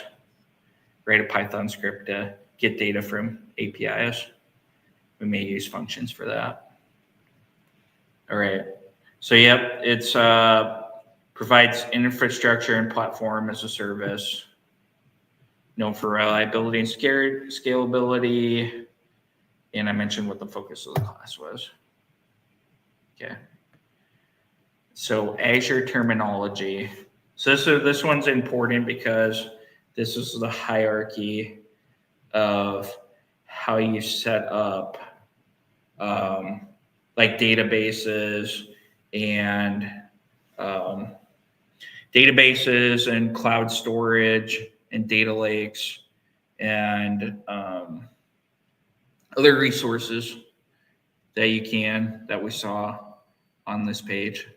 So like your machine learning or Databricks, I already mentioned databases, but data factory. We'll be working with this hierarchy quite a bit. So important to note, and this is also will be tested on that DP 203 exam. So Azure, the terminology is a management group. So it's a hierarchy. It goes management group, and then subscriptions, and then resource groups, and then resources. So management groups is the container that helps manage access, policies, and compliance across multiple subscriptions. So I think of subscriptions as like it's a purchasing and billing account. But if you thought of these as like different departments in a company, like you'd have call center operations, and then you'd have marketing, and then you'd have sales. Maybe they'd each have their own subscriptions and budget. And then the management group is like the entire organization. So it'd be like the policy, like security policies. And like you could actually even manage how much each one of those are spending out of it and their budgets and so forth. Because management group subscriptions will primarily be working down here. So when you sign up for Azure, it'll help you create your management group and your subscriptions. Your resource groups are containers that hold related Azure resources for an application or solution. So if you think of one of these as like marketing, maybe one of these is like a customer resource group, and then you have database and resources about customers, and then you have like promotions or some other marketing type resource group, personnel or promotions or whatever, and then you have a bunch of resources under there. It's kind of like a way to logically organize groups of resources within a subscription. But sometimes it's an application, so that'd be a good point. Maybe you have CRM here, a CRM application. If you think about it from an application's perspective, And then you have a database, data lake, and everything underneath of it. Maybe it's your different applications or whatever it may be. It's a logical container for your resources. And then your resources are any managed or unmanaged service, including compute, storage, databases, networking components. So all the things that we see here, they're resources. And you create these resources to be able to get things like your MySQL database or your data lakes or your virtual machines or whatever it may be. Okay. One thing we'll do a little bit more in this class, since it's definitely on the exam, is role-based access control. So within Azure, you could create roles within these groups and subscriptions, managing user access to different resources. And you also do this at the resource group level. So granting appropriate permissions to users, groups, or applications. So doing it at these different levels and who's the administrator and who's the users of these things. We'll learn more about that because, as we know, security is a big part of a data engineer's job also, and who has access to be able to do what. Okay. So we're actually near the end of this lecture, which is good. We are on track for going to set everything up. So one last slide here.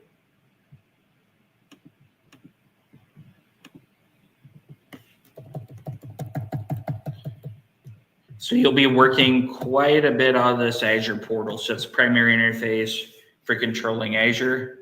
You see these different things that we were talking about as subscriptions, resource groups.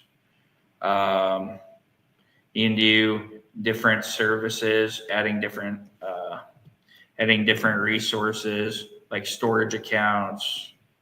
You can see a list of all of them. And then if you've been accessing your resources, you have kind of like a most recent.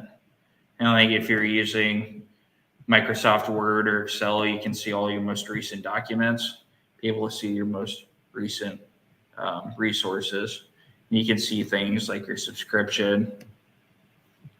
And you have a resource group that's all your information dashboards, your data lakes. You have a different resource group, maybe that's an application, different data lakes, data factories, and so forth. Has continuous availability with internet connection. So we're going to try our best this time around in this class to not have to install anything on our machines. We're going to try to do it all through the web browser. Now, in these classes, people will bring different types of laptops or have different operating systems. They may have Mac OS or Windows, and then it can be, the differences between the software can be tough. So the big feature of, the promised feature of cloud platforms is the software as a service and being able to do almost everything in the cloud. So we'll do our best to try to do everything in the cloud.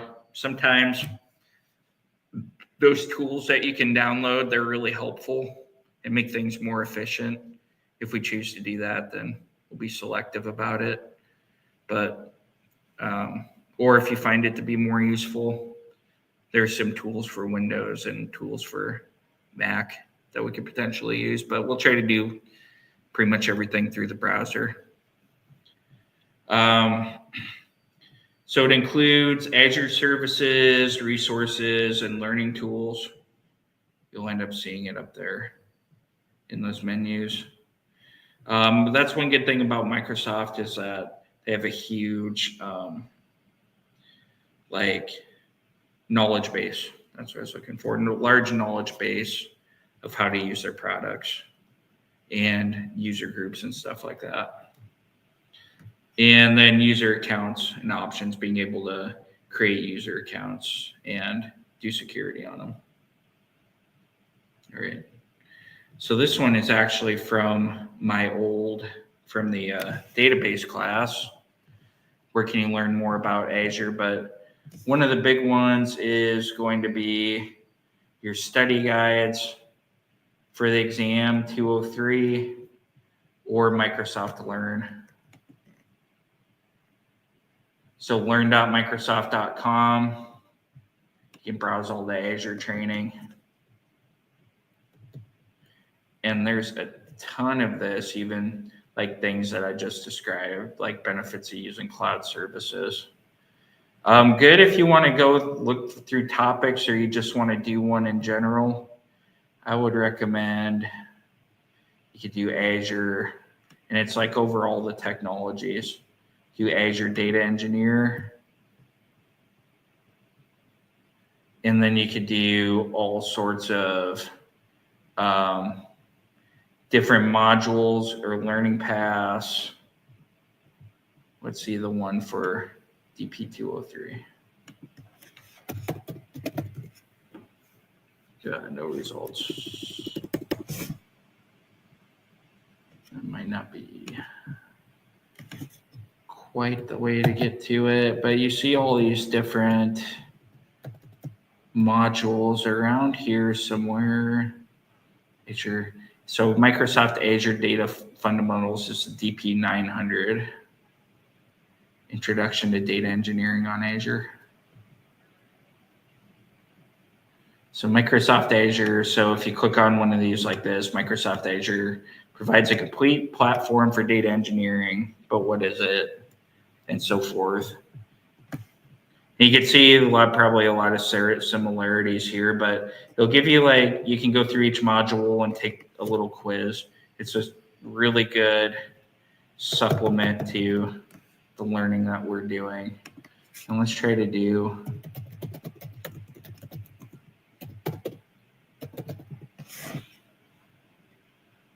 the DP203 on Microsoft Learn. Here we go. So you can go straight. I'm going to put this into Slack. But data engineering on Microsoft Azure. You could do self-directed learning. You could hire a trainer from Microsoft if you want, but you've got me. You have its intermediate difficulty, which is fairly challenging as far as Microsoft is concerned. But what you learn in the course and review of all of these things that we're going to cover, like Spark pools, Synapse Analytics pipelines. There's a whole bunch of them. Working with data warehouses, streaming solutions, so like real-time data processing and data lakes and stuff like that. So I'm going to put this in our channel.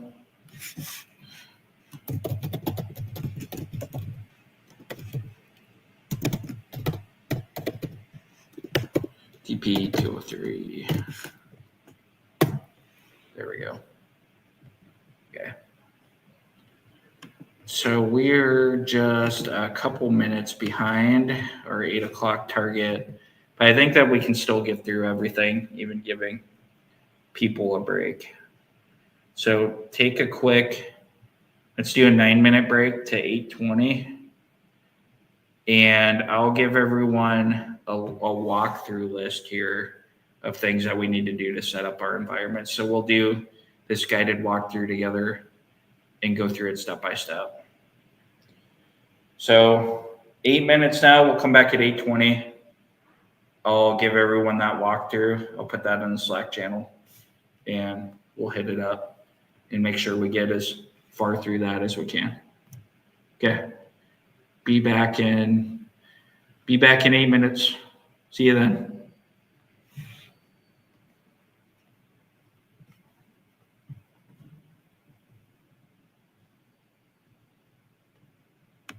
The camera. Keep this up.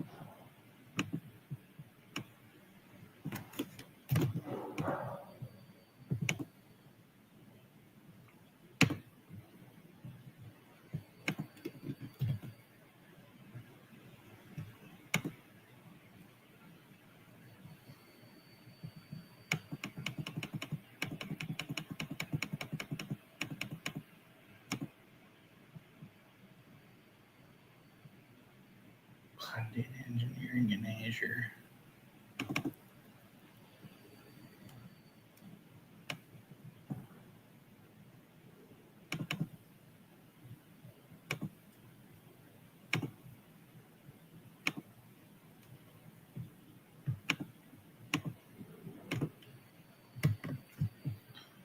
A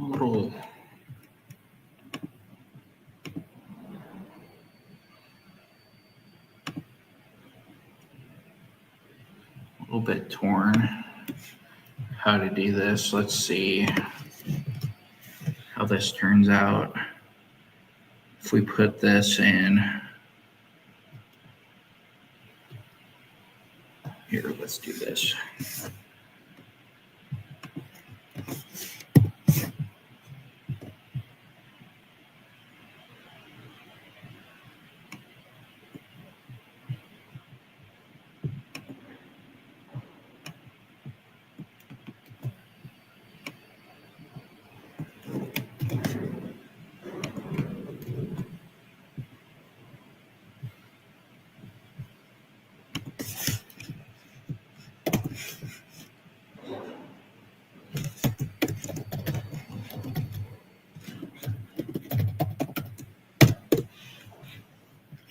Okay.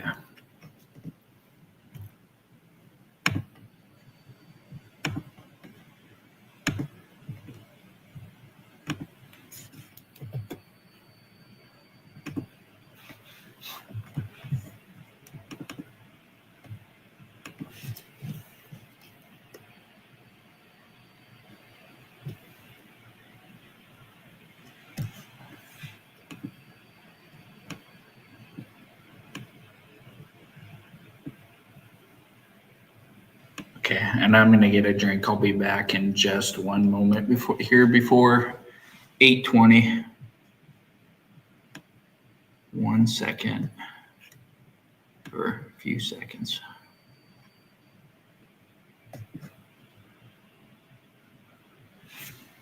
Be right back.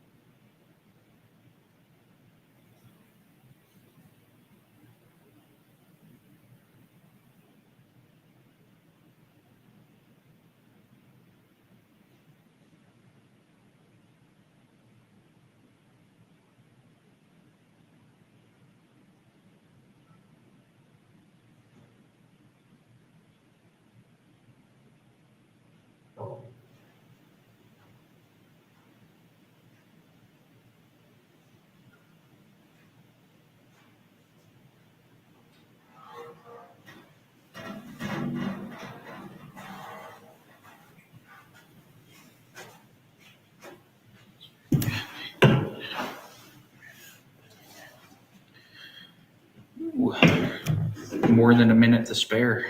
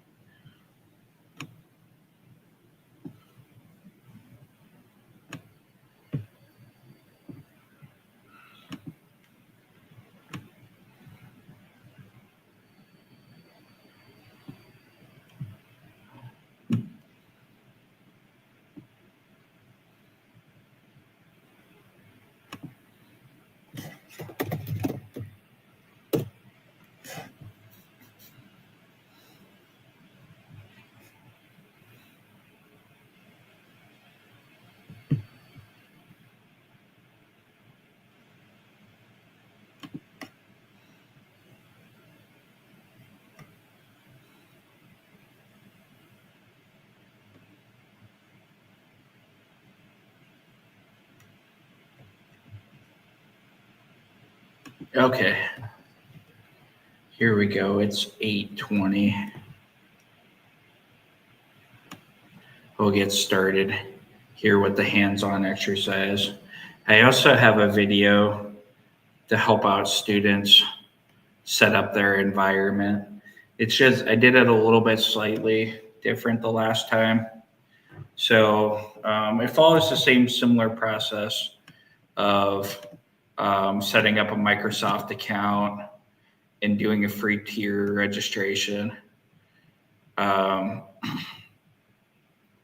So I'll provide that after class as a help if we don't get all the way through this one. But we're going to try our best to get the majority of the way.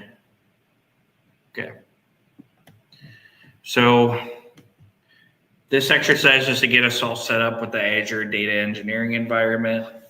In this hands-on lab, you'll create a complete Azure environment for data engineering that includes all the necessary components that you'll need in the course for crypto market prediction engine project.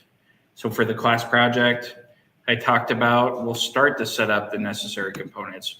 Not quite all the components tonight. We're just going to get a couple of things that we need to do now and set the other things up later as we go. But we'll get what we need installed tonight. So prerequisites is laptop and browser. I know everyone has that because you're on StreamYard. So you'll need a Microsoft account, a credit card they ask for credit card information when you sign up for Azure for free tier. So they don't charge you during your trial period, and they won't ever charge you once it expires without your permission. So if you are adverse to using your creating a Microsoft account and using your credit card, I can also create you an account in a different way. But this way, if you do it this way, you can do it under your own Microsoft account and then eventually make the decision if you want to keep your work around or not, or delete it. Hey, Jeremy. Yeah. Is it okay if I use an email that's different than my normal class email? I already have a Microsoft account, and I'd rather play over there with my credit card on that side. Yeah, that's just fine. Whatever account that you use. Doesn't have to be the one that you're using for class. I know if some people have a school account or a work account that they can use, oftentimes you can get this free tier without having to use a credit card. But that would require you to have a school or work account, if anybody has that. That's one thing is Data Science Academy. We'll start doing that in the future. Try to get everyone a student account. Still working on it after a few years in, but still working on it. Okay, so it has some steps how to do this. Creating an Azure account. So once you create this Microsoft account, you can sign up for a free Azure account. Okay, so we'll go ahead and do this first step. And the free Azure account is where you start for free. You complete the registration, give it a credit card, and then hit sign up. And then it'll take you to the Azure portal. So through all of this, let me know. I'm going to go through it relatively slow. The walkthrough that I have goes through it faster. So, but for this purpose, I just want to make sure that everybody's able to do this at certain steps and that we're all good. Okay. So creating an Azure account. So if you already have a Microsoft account, like Luke already does, it potentially already used Microsoft account, whether it's your personal account or some other Office 360, 365 account. So like I could use, with me, I use my JB Analytics account, or I could even use my Hotmail account. I'll try to sign up with my Hotmail account. I've done it before, but I've used it as my Hotmail account as a free trial before, so they probably won't let me, but okay. Or I could try to sign up for a new one. Okay. It's all here with the Microsoft account. Okay. So you could do no account, create one.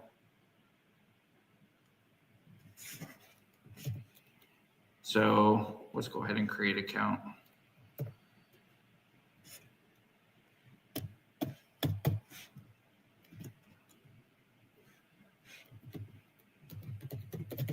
I don't know if it'll let me do that. Let's see. Oh, there we go. Maybe it's not already taken. Maybe I haven't named myself a new Hotmail account. Okay. Enter a password you would like to use with your account. You said if you already have one, you don't have to go through all of this. It's your birthday. I'm assuming most people probably do have some, but I've had in the past where maybe you just use Google or your phone. So maybe not. 43 years young. Solve the puzzle to know. Okay. I'm like, what puzzle? Match this angle. Like that.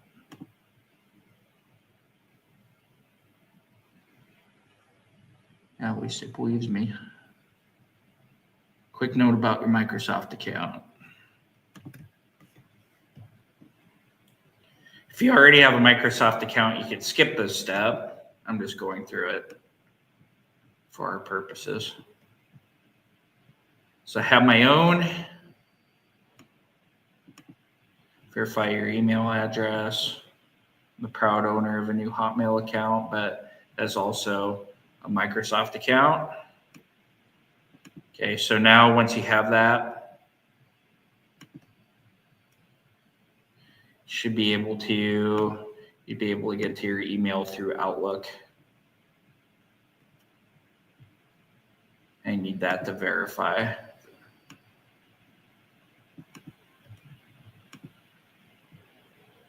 Okay. All right, so part 2, we'll go to sign up for Azure free account.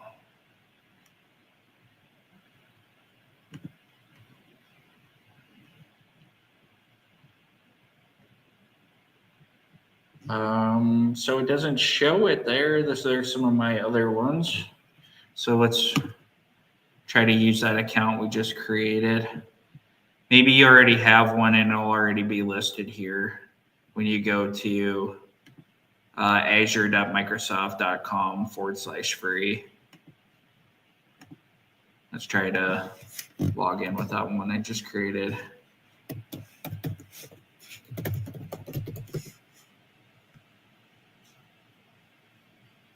Okay.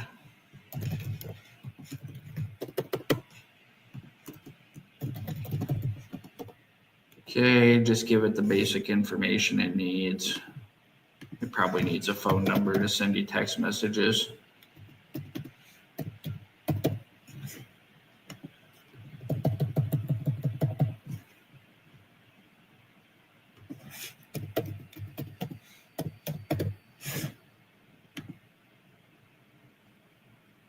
You could try to text.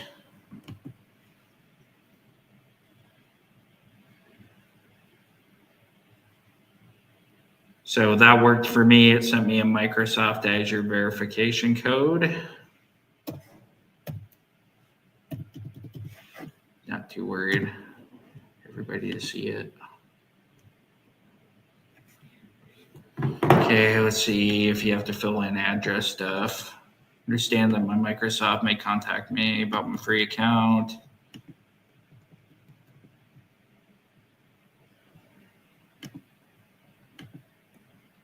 Hit next. Okay, it does ask for address.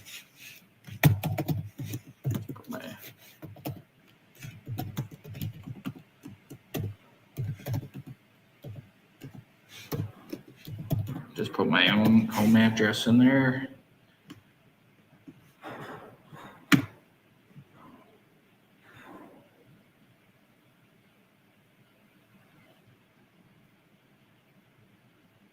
So I believe the Microsoft Azure free trial is 90 days.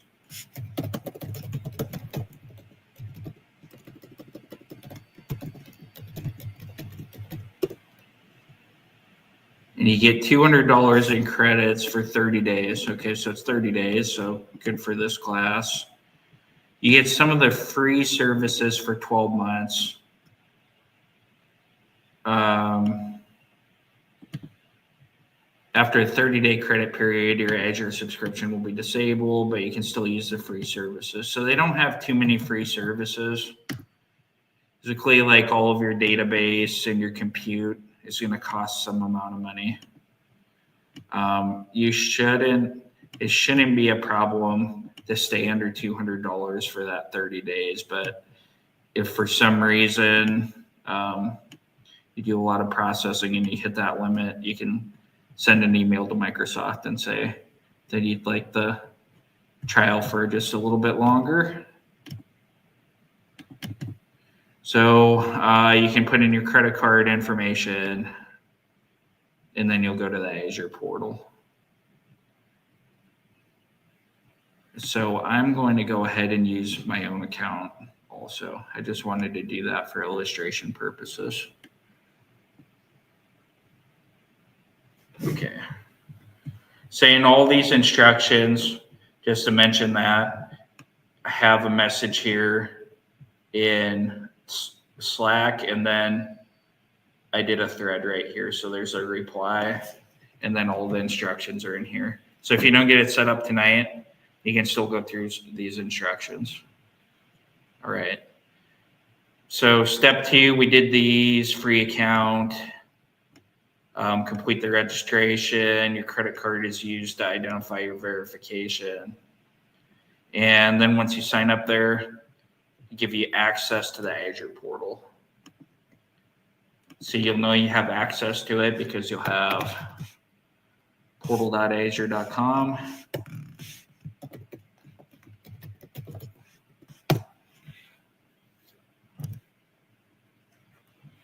You can click the Microsoft account that you used.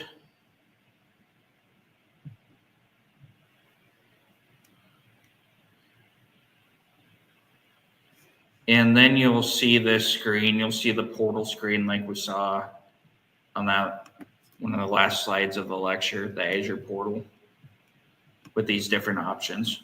You won't see these resources because I use Azure for other things, for other applications and analytics and so forth, and even host a SQL 101 database in a resource group. So for anybody who's taken SQL 101, that's a database. I have a hosted MySQL database that everyone in class uses.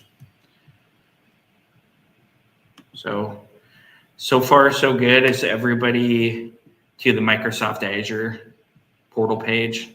And you won't see these resources because you're just new to logging in. Does it accept any email address when you're creating it? Yeah, maybe not. Well, so I have an Outlook one that I used on previous employment, and I have to spend time with their customer support to untangle that. Would it accept a Gmail account? I think it does because this JB Analytics Consulting is actually a Gmail account. Okay. And then it just turns it into Microsoft account. I had to think about that for a second. Okay.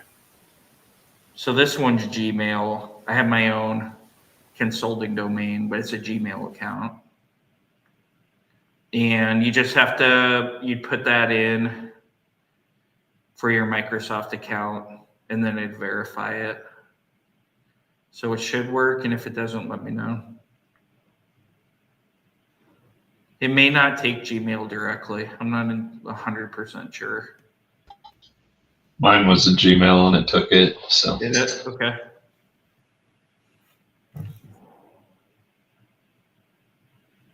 I couldn't remember exactly if it was like weird about making Gmail accounts Microsoft accounts. Okay. So I'm going to assume most of us are pretty much there. Are we good? Would anybody like me to take another minute? I think we're good. Okay. And I always have the video to watch here if get a little bit ahead of things. Okay. So we're through part 1, creating an Azure account. So the first thing we want to do, so what Microsoft did is it already created your organization and it created a subscription for you. When you give it a credit card, it automatically creates a subscription because that's the way it bills you. So you can see I've created an account. I run a MySQL server for the SQL 101 class, and my current cost for the month is $12. So I'll create that organization. It created like this JTB Ventures LLC is that organization. And then it creates a subscription automatically.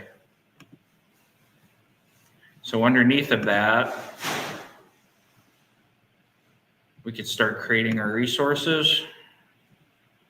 Well, first way, you remember the hierarchy.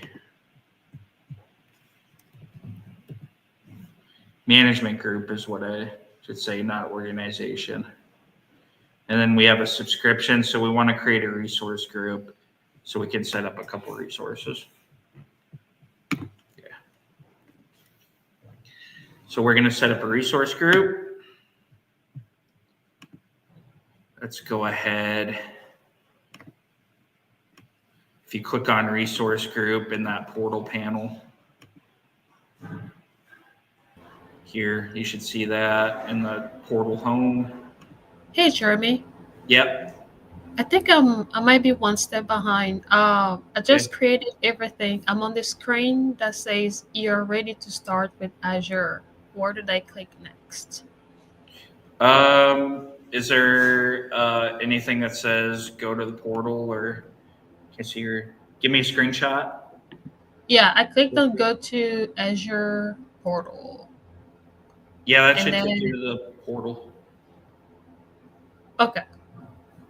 And then you see a screen that's just like this, except you don't see the resources, like I was saying. But you see all these portal.azure.com, and you have these options up here, and then you have the Azure services. No, let me. Oh yeah, now I do. Thank you. Perfect. Okay. So next step was based on that hierarchy to create a resource group. Okay. So what we want to do in the resource group, we want to name this resource group ODSA Data Engineering, and then give it your initials. That way it's like a logical container. You say it's for ODSA class of data engineering, and then your initials. Just for good measure. So if you create a resource group, you'll see a screen like this. You'll create it inside of that subscription. If you had more than one, you could do that. But we'll create it under this ODSA subscription. Then resource group name, ODSA Data Engineering.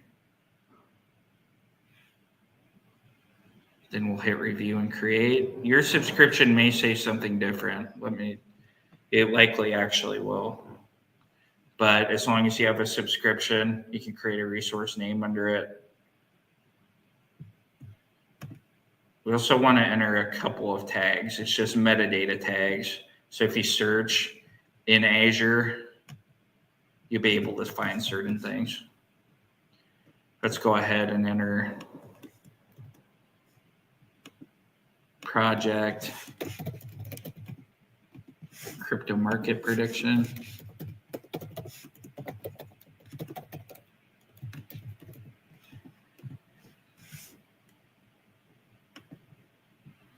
This is just, I don't usually enter tags, but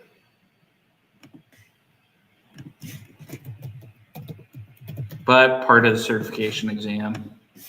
And it does help with organization and being able to search for projects and so forth. Consider it like metadata on your project, on your resource group, environment development. They don't have US East, US 2. US East is okay. Really, any region's okay. If we all do it in, I did US East. What did the instructions have here? US East 2. Yeah, we can set up US East 2. Maybe sometimes, is there a US East 2 here? Yeah.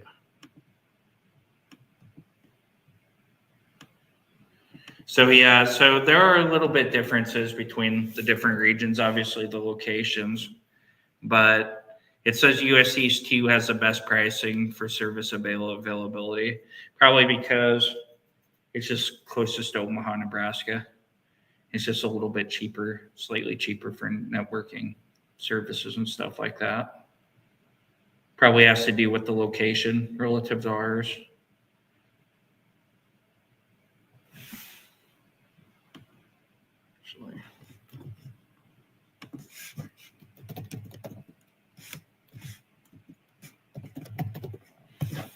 Just curious enough. It's located in Virginia, Richmond, Virginia.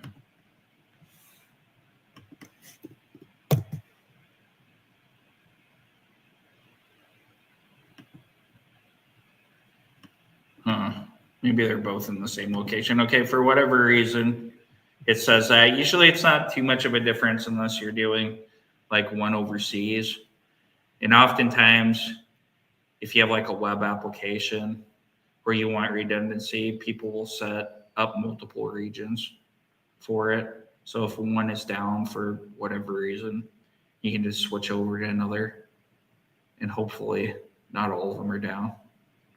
That's happened to AWS in the past before. I remember that just a couple of years ago. So it is a thing a little bit, but they recovered it after a while, but you can have redundancy across regions. Just select the US East 2. Okay. And then enter those tags.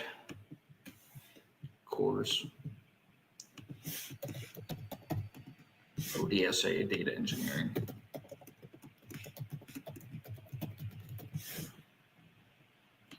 Create. All right, review and create. Has the basics, the tags. It's just as easy as that to set up a resource group. Okay.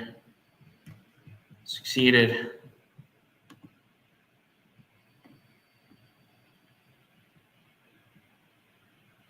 Oh, you know why? Oop. I have to take my filter off. I had a filter off that was filtering out that. So if you don't see it after it says created, you may have a filter on here that filters it out. But I see the resource group I created. Now inside of this group, you'll see a bunch of different options. And the most common one is access control. So if you have Microsoft user accounts, you can grant permission to other people or make yourself the administrator and so forth. That's something that we'll talk about a little bit in this class. But you have the tags, you have settings, security settings, and policies. You can set limits on your costs so it doesn't go over. You can monitor it for alerts and metrics and so things. So you can trigger if there's some issue or some major processing threshold that you hit and so forth. So highly configurable. We'll go into a little bit in this class, but we won't go super deep.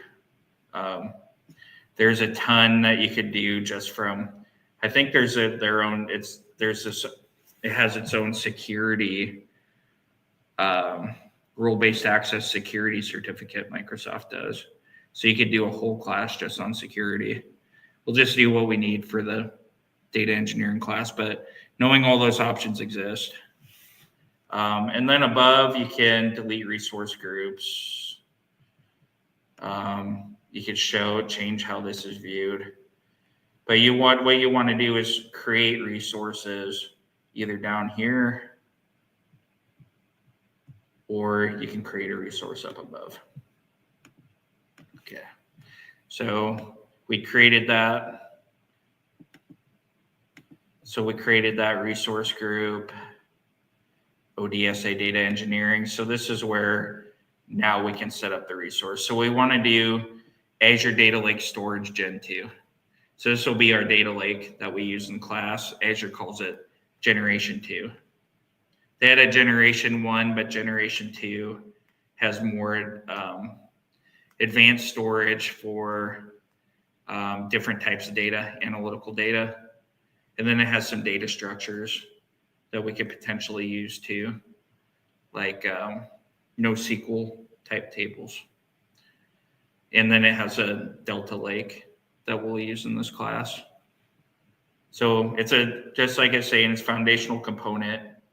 We'll use it a lot here. It's where you store a lot of that data that you pull from different sources. Think of it as kind of your landing place. All right, so we're going to create this Gen 2 storage, our data lake. We create a resource, search for storage account, and click create. So, okay, create in Azure portals, click create a resource. You can do that down here. You can do that up here. All right. Actually, if you type Gen 2, that should be good enough. No, it's not. What does it want me to type? So it says search for storage account.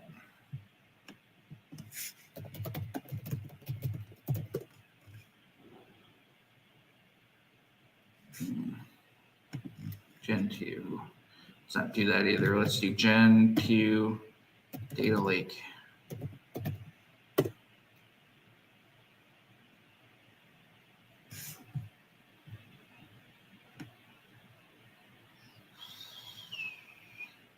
Don't want any of those.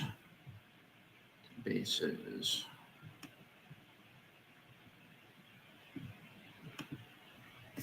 That's not it. Under in the center of the screen, storage account, it says. Oh yeah, it is. I haven't done it in a little while. There we go. That's what I was talking about. So thank you for your eyes on that one. So you do Gen 2 data lake, and that's like your file store.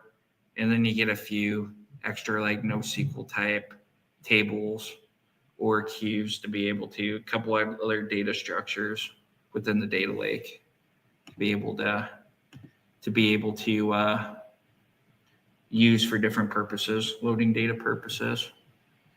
All right, so it is storage account. So the directions were right. Okay, so your plan, that should be okay to do just storage account. Let's see what the options are. Yeah. Okay, create. Usually the default settings on these, they've made them really easy. That's the advantage of the cloud, is making these things really easy, and the default settings will often work for you, but times you want to configure them. Especially once we're doing compute, we'll do a little more of that, setting up databases, things like that. Okay, configure basic settings, basics tab, your subscription. Let's see what it asks us to give our storage account name. I mean, you can really call these whatever you want, but if we are going along with these instructions, we just do ODSA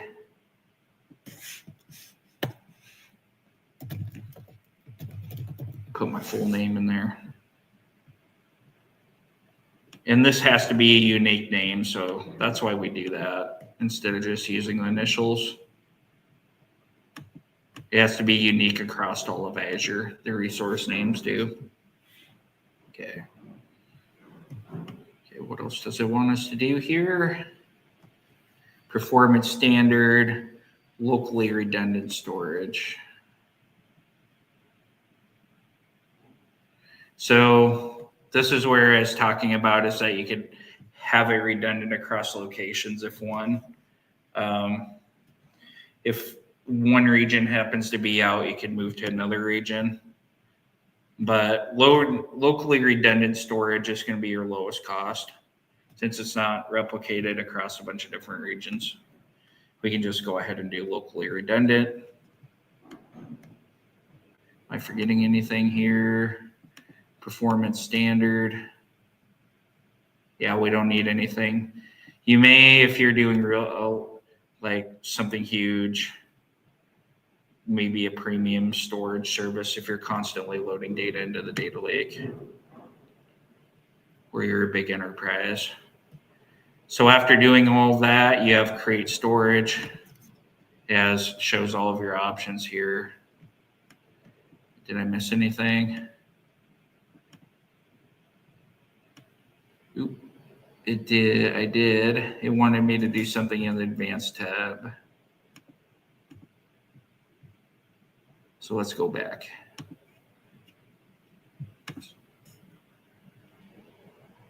It wants me to advanced tab, set hierarchical namespace to enabled. Hierarchical namespace is like having file directories like you would on your computer, your Mac or your PC. You have you have a folder, and then you can have folders inside of folders. That's a good option to set. You can make it an SFTP site if you like. I've done that before for moving data, but for this, we don't need to do that. Okay, it says, it wants us to go through each one of these. So let's do next instead of skipping all the steps. It says leave networking default. As data protection, leave it at default settings. There are different settings that you can do for different types of deletes of data. And then tracking, versioning for files and stuff like that. So a lot of tools at your fingertips as a data engineer. Okay. Add the same 3 tags as you did in the resource group. It wants us to add those 3 tags again. I was skipping a bunch of steps before. Project. Okay, we'll leave that encryption the same.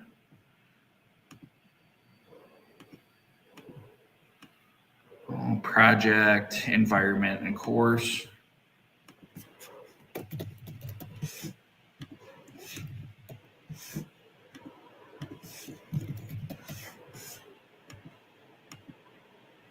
And see, once we type those in, it already has them saved, the name value pairs, since we did it in the other one before.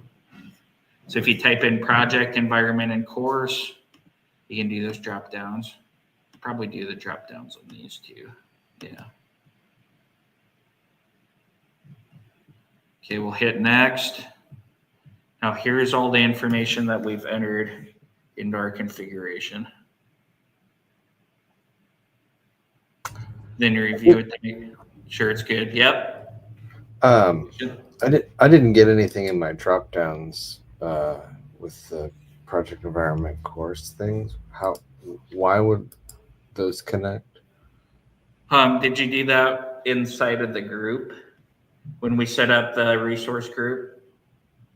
Do you remember if you did that there? Oh, maybe not. I might have missed that step. Yeah. So this would inherit if you think of it as like an inheritance tree, it inherits everything. So those also have to be in the. Can you add them back into the group, or do you have to do that in line? You could add them back into group. I'd probably just go ahead and create this first, and then you could go back into this. Okay. Let's see next. It's not a huge deal to create those tags. It's like metadata that allows you to search for things. I actually hardly ever do it myself, but we're going best practices. So when it would make it easier to search up here for everything like related to a project. And if you have a big organization and you have like hundreds of these resource groups, then it would start to become very valuable to put stuff like that, other identifiers on it, and be able to search it. So I get it. All right. So all of our options, go ahead and create. So it says deployment in progress. It'll take just a hot minute. Not very long though. Right now it's just creating that that managed service, that platform as a service with the data lake, the managed service for you, deploying it for you. So I like to think of it as like an image, and it takes that image with the options that you put in it, and then it creates it for you. And then it'll give you deployment success, deployment successful. So now I can go to my resource.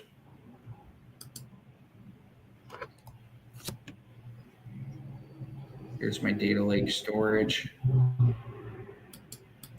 So let's go back though. If you go back to your resource group that you created, now you can see that storage account's been created. That resource has been created within your resource group. So I'll do a quick pause right there. I know that we're running a little short on time, but make sure everyone's to that point. And then we only have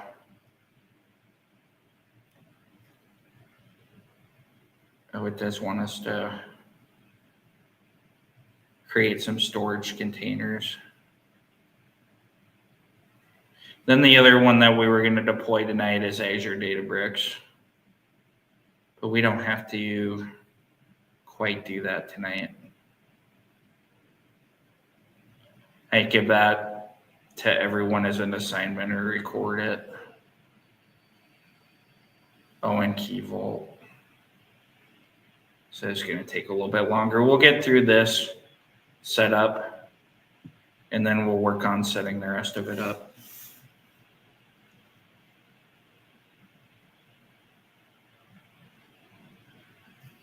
So for now, is everybody to this place inside of the resource group where they've created the Gen 2 data lake? And it looks like this.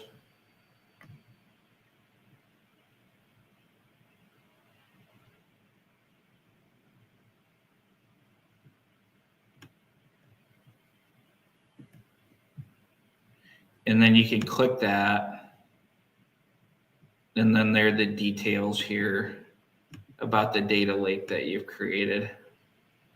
So now you can start to see like the properties that we set, like hierarchical namespace. It's not an SFTP site, what type of security it has.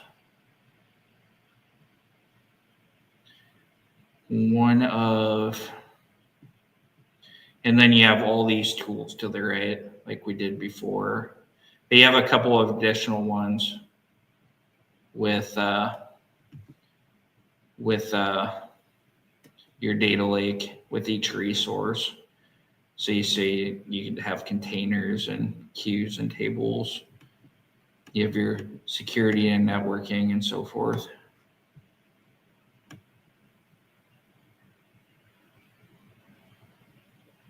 Okay, let's see what the final step here wants us to do. I think it wants us to create some containers or folders inside of data lake. Okay. Access, okay. That's their instructions before creating a resource group. Gen 2 data lake. Create storage containers. Okay. So once the deployment completes, click go to resource. We did that, and we even went back to our resource group. You can get to it this way also, where you can click go to resource and you'll have a notification that it was successful. And you can go to the resource that way. But what it wants us to create storage containers. So in the left menu, click containers under data storage. So we go over to the left side, you have all these options. One of the things you may want to do that is pretty helpful in this class is to get Azure Storage Data Explorer. It's software that you install on your computer, but it's a piece of software that allows you to browse the data lake in an easy like a really easy manner, like your File Explorer does in Windows or with your Mac. So just a recommendation on that. You can upload folders, you can delete this resource and everything else, or you have some command line tools that you could use also. But here the directions just want us to set up a couple of containers. There's one automatically for logs that's already created. So create the following containers one at a time. So name raw data, process data, and curated data. So this is going to be referring to in our classes just the data that's coming in from our API, just how you get it from it, and then we'll do some processing of the data, whether it likely be a JSON file or some format, and then we'll curate the data, we'll clean it up and summarize it the way we need for the model. So we'll create these 3 containers.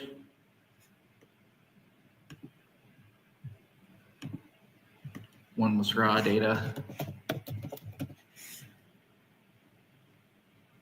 It's automatically private because it's set that way by default. Raw data, process data,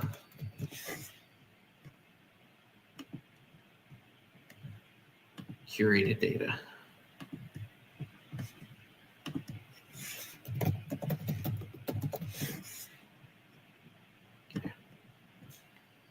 So now we have those 3.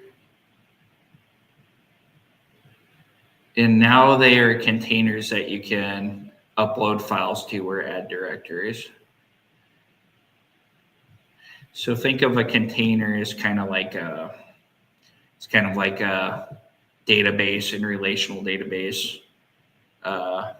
In relational database world, it's like a container that stores files, or in this case, sometimes different file structures like different tables, or your Delta Lake, your text files, or you can do directories in it and so forth.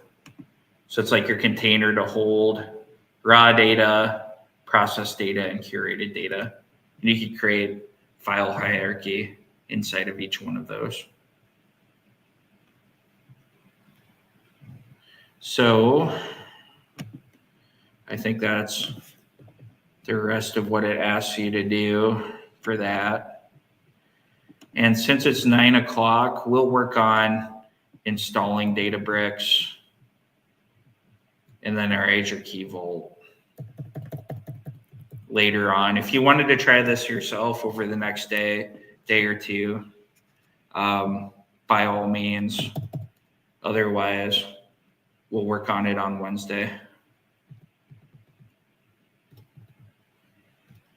I may continue to create a video for this also that shows the rest of the installation. But we'll work on setting it up, the rest of it up on Wednesday. And I do want to show you one thing. on this, it should in here have a URL to this data lake location. So whenever you create a resource or a database or anything like that, it gives it its own URL that you can connect to through the web.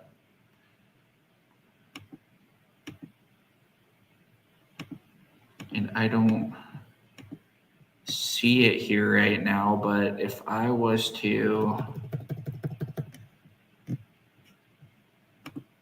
say I opened or I had decided to install Azure Storage Explorer, if I clicked on Open Explorer, I'm downloading this.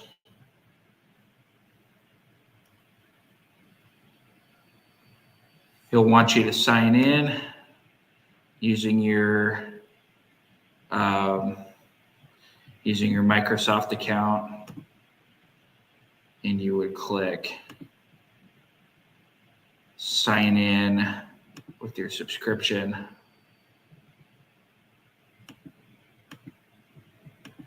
And Azure, and it'll take you here if you're signing in with your subscription, your account that you used for that subscription that you created today.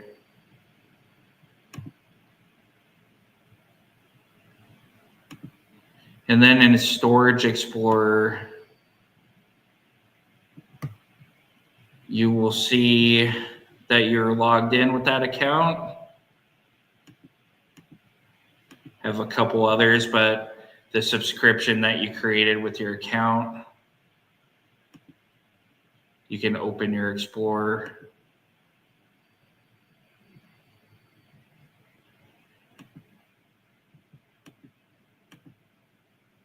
And then inside of your resource that you created,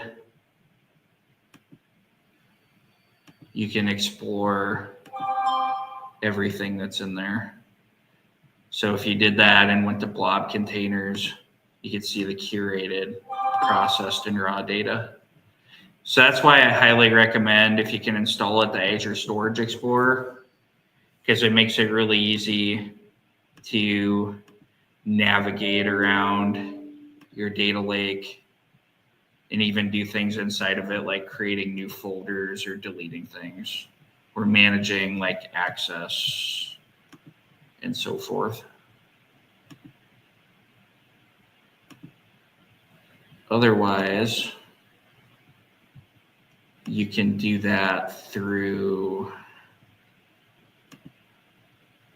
have to remember how to do that through the web browser. I typically don't.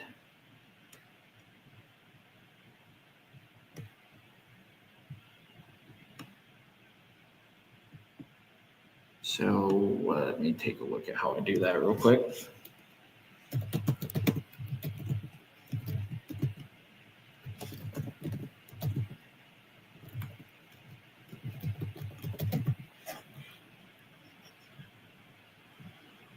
Using Azure Storage Explorer.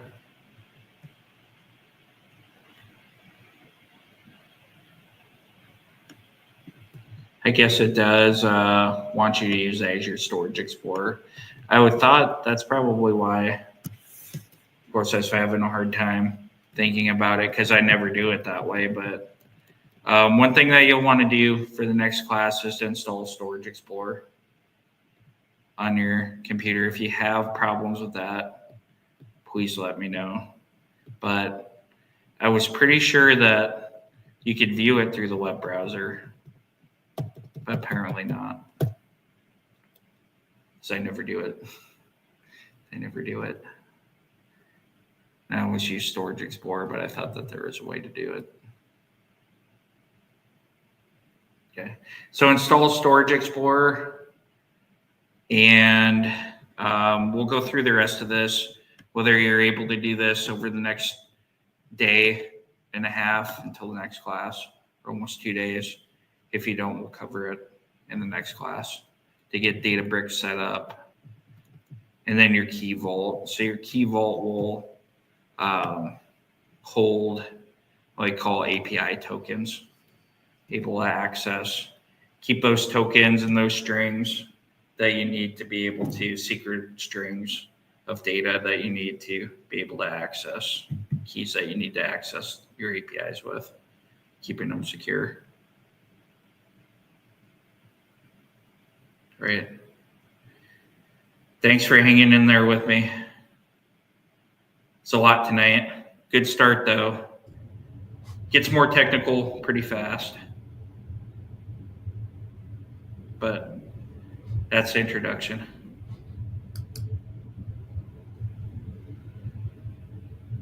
Cool. Thanks, Jeremy. Yep. See you next time, Luke. Yep. How are you doing?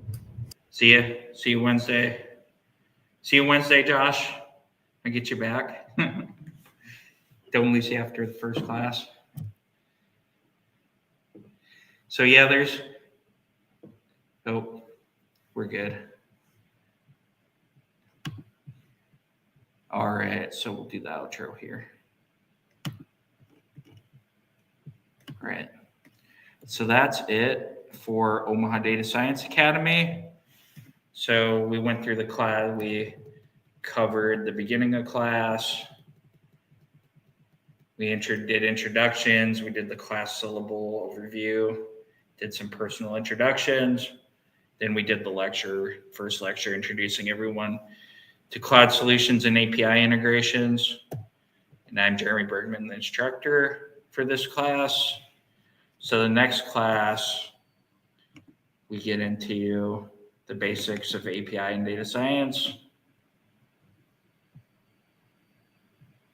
So we talk about the role of the APIs in data science, understanding the different types of APIs and their role in a data science workflow, and the different types of APIs, and then working with REST APIs. And we'll have some more tools to set up, doing simple REST API calls, and finishing our Azure resource setup.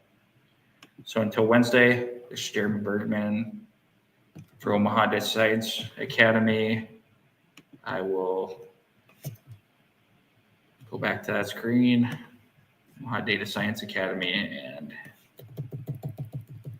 see you then. Goodbye for now.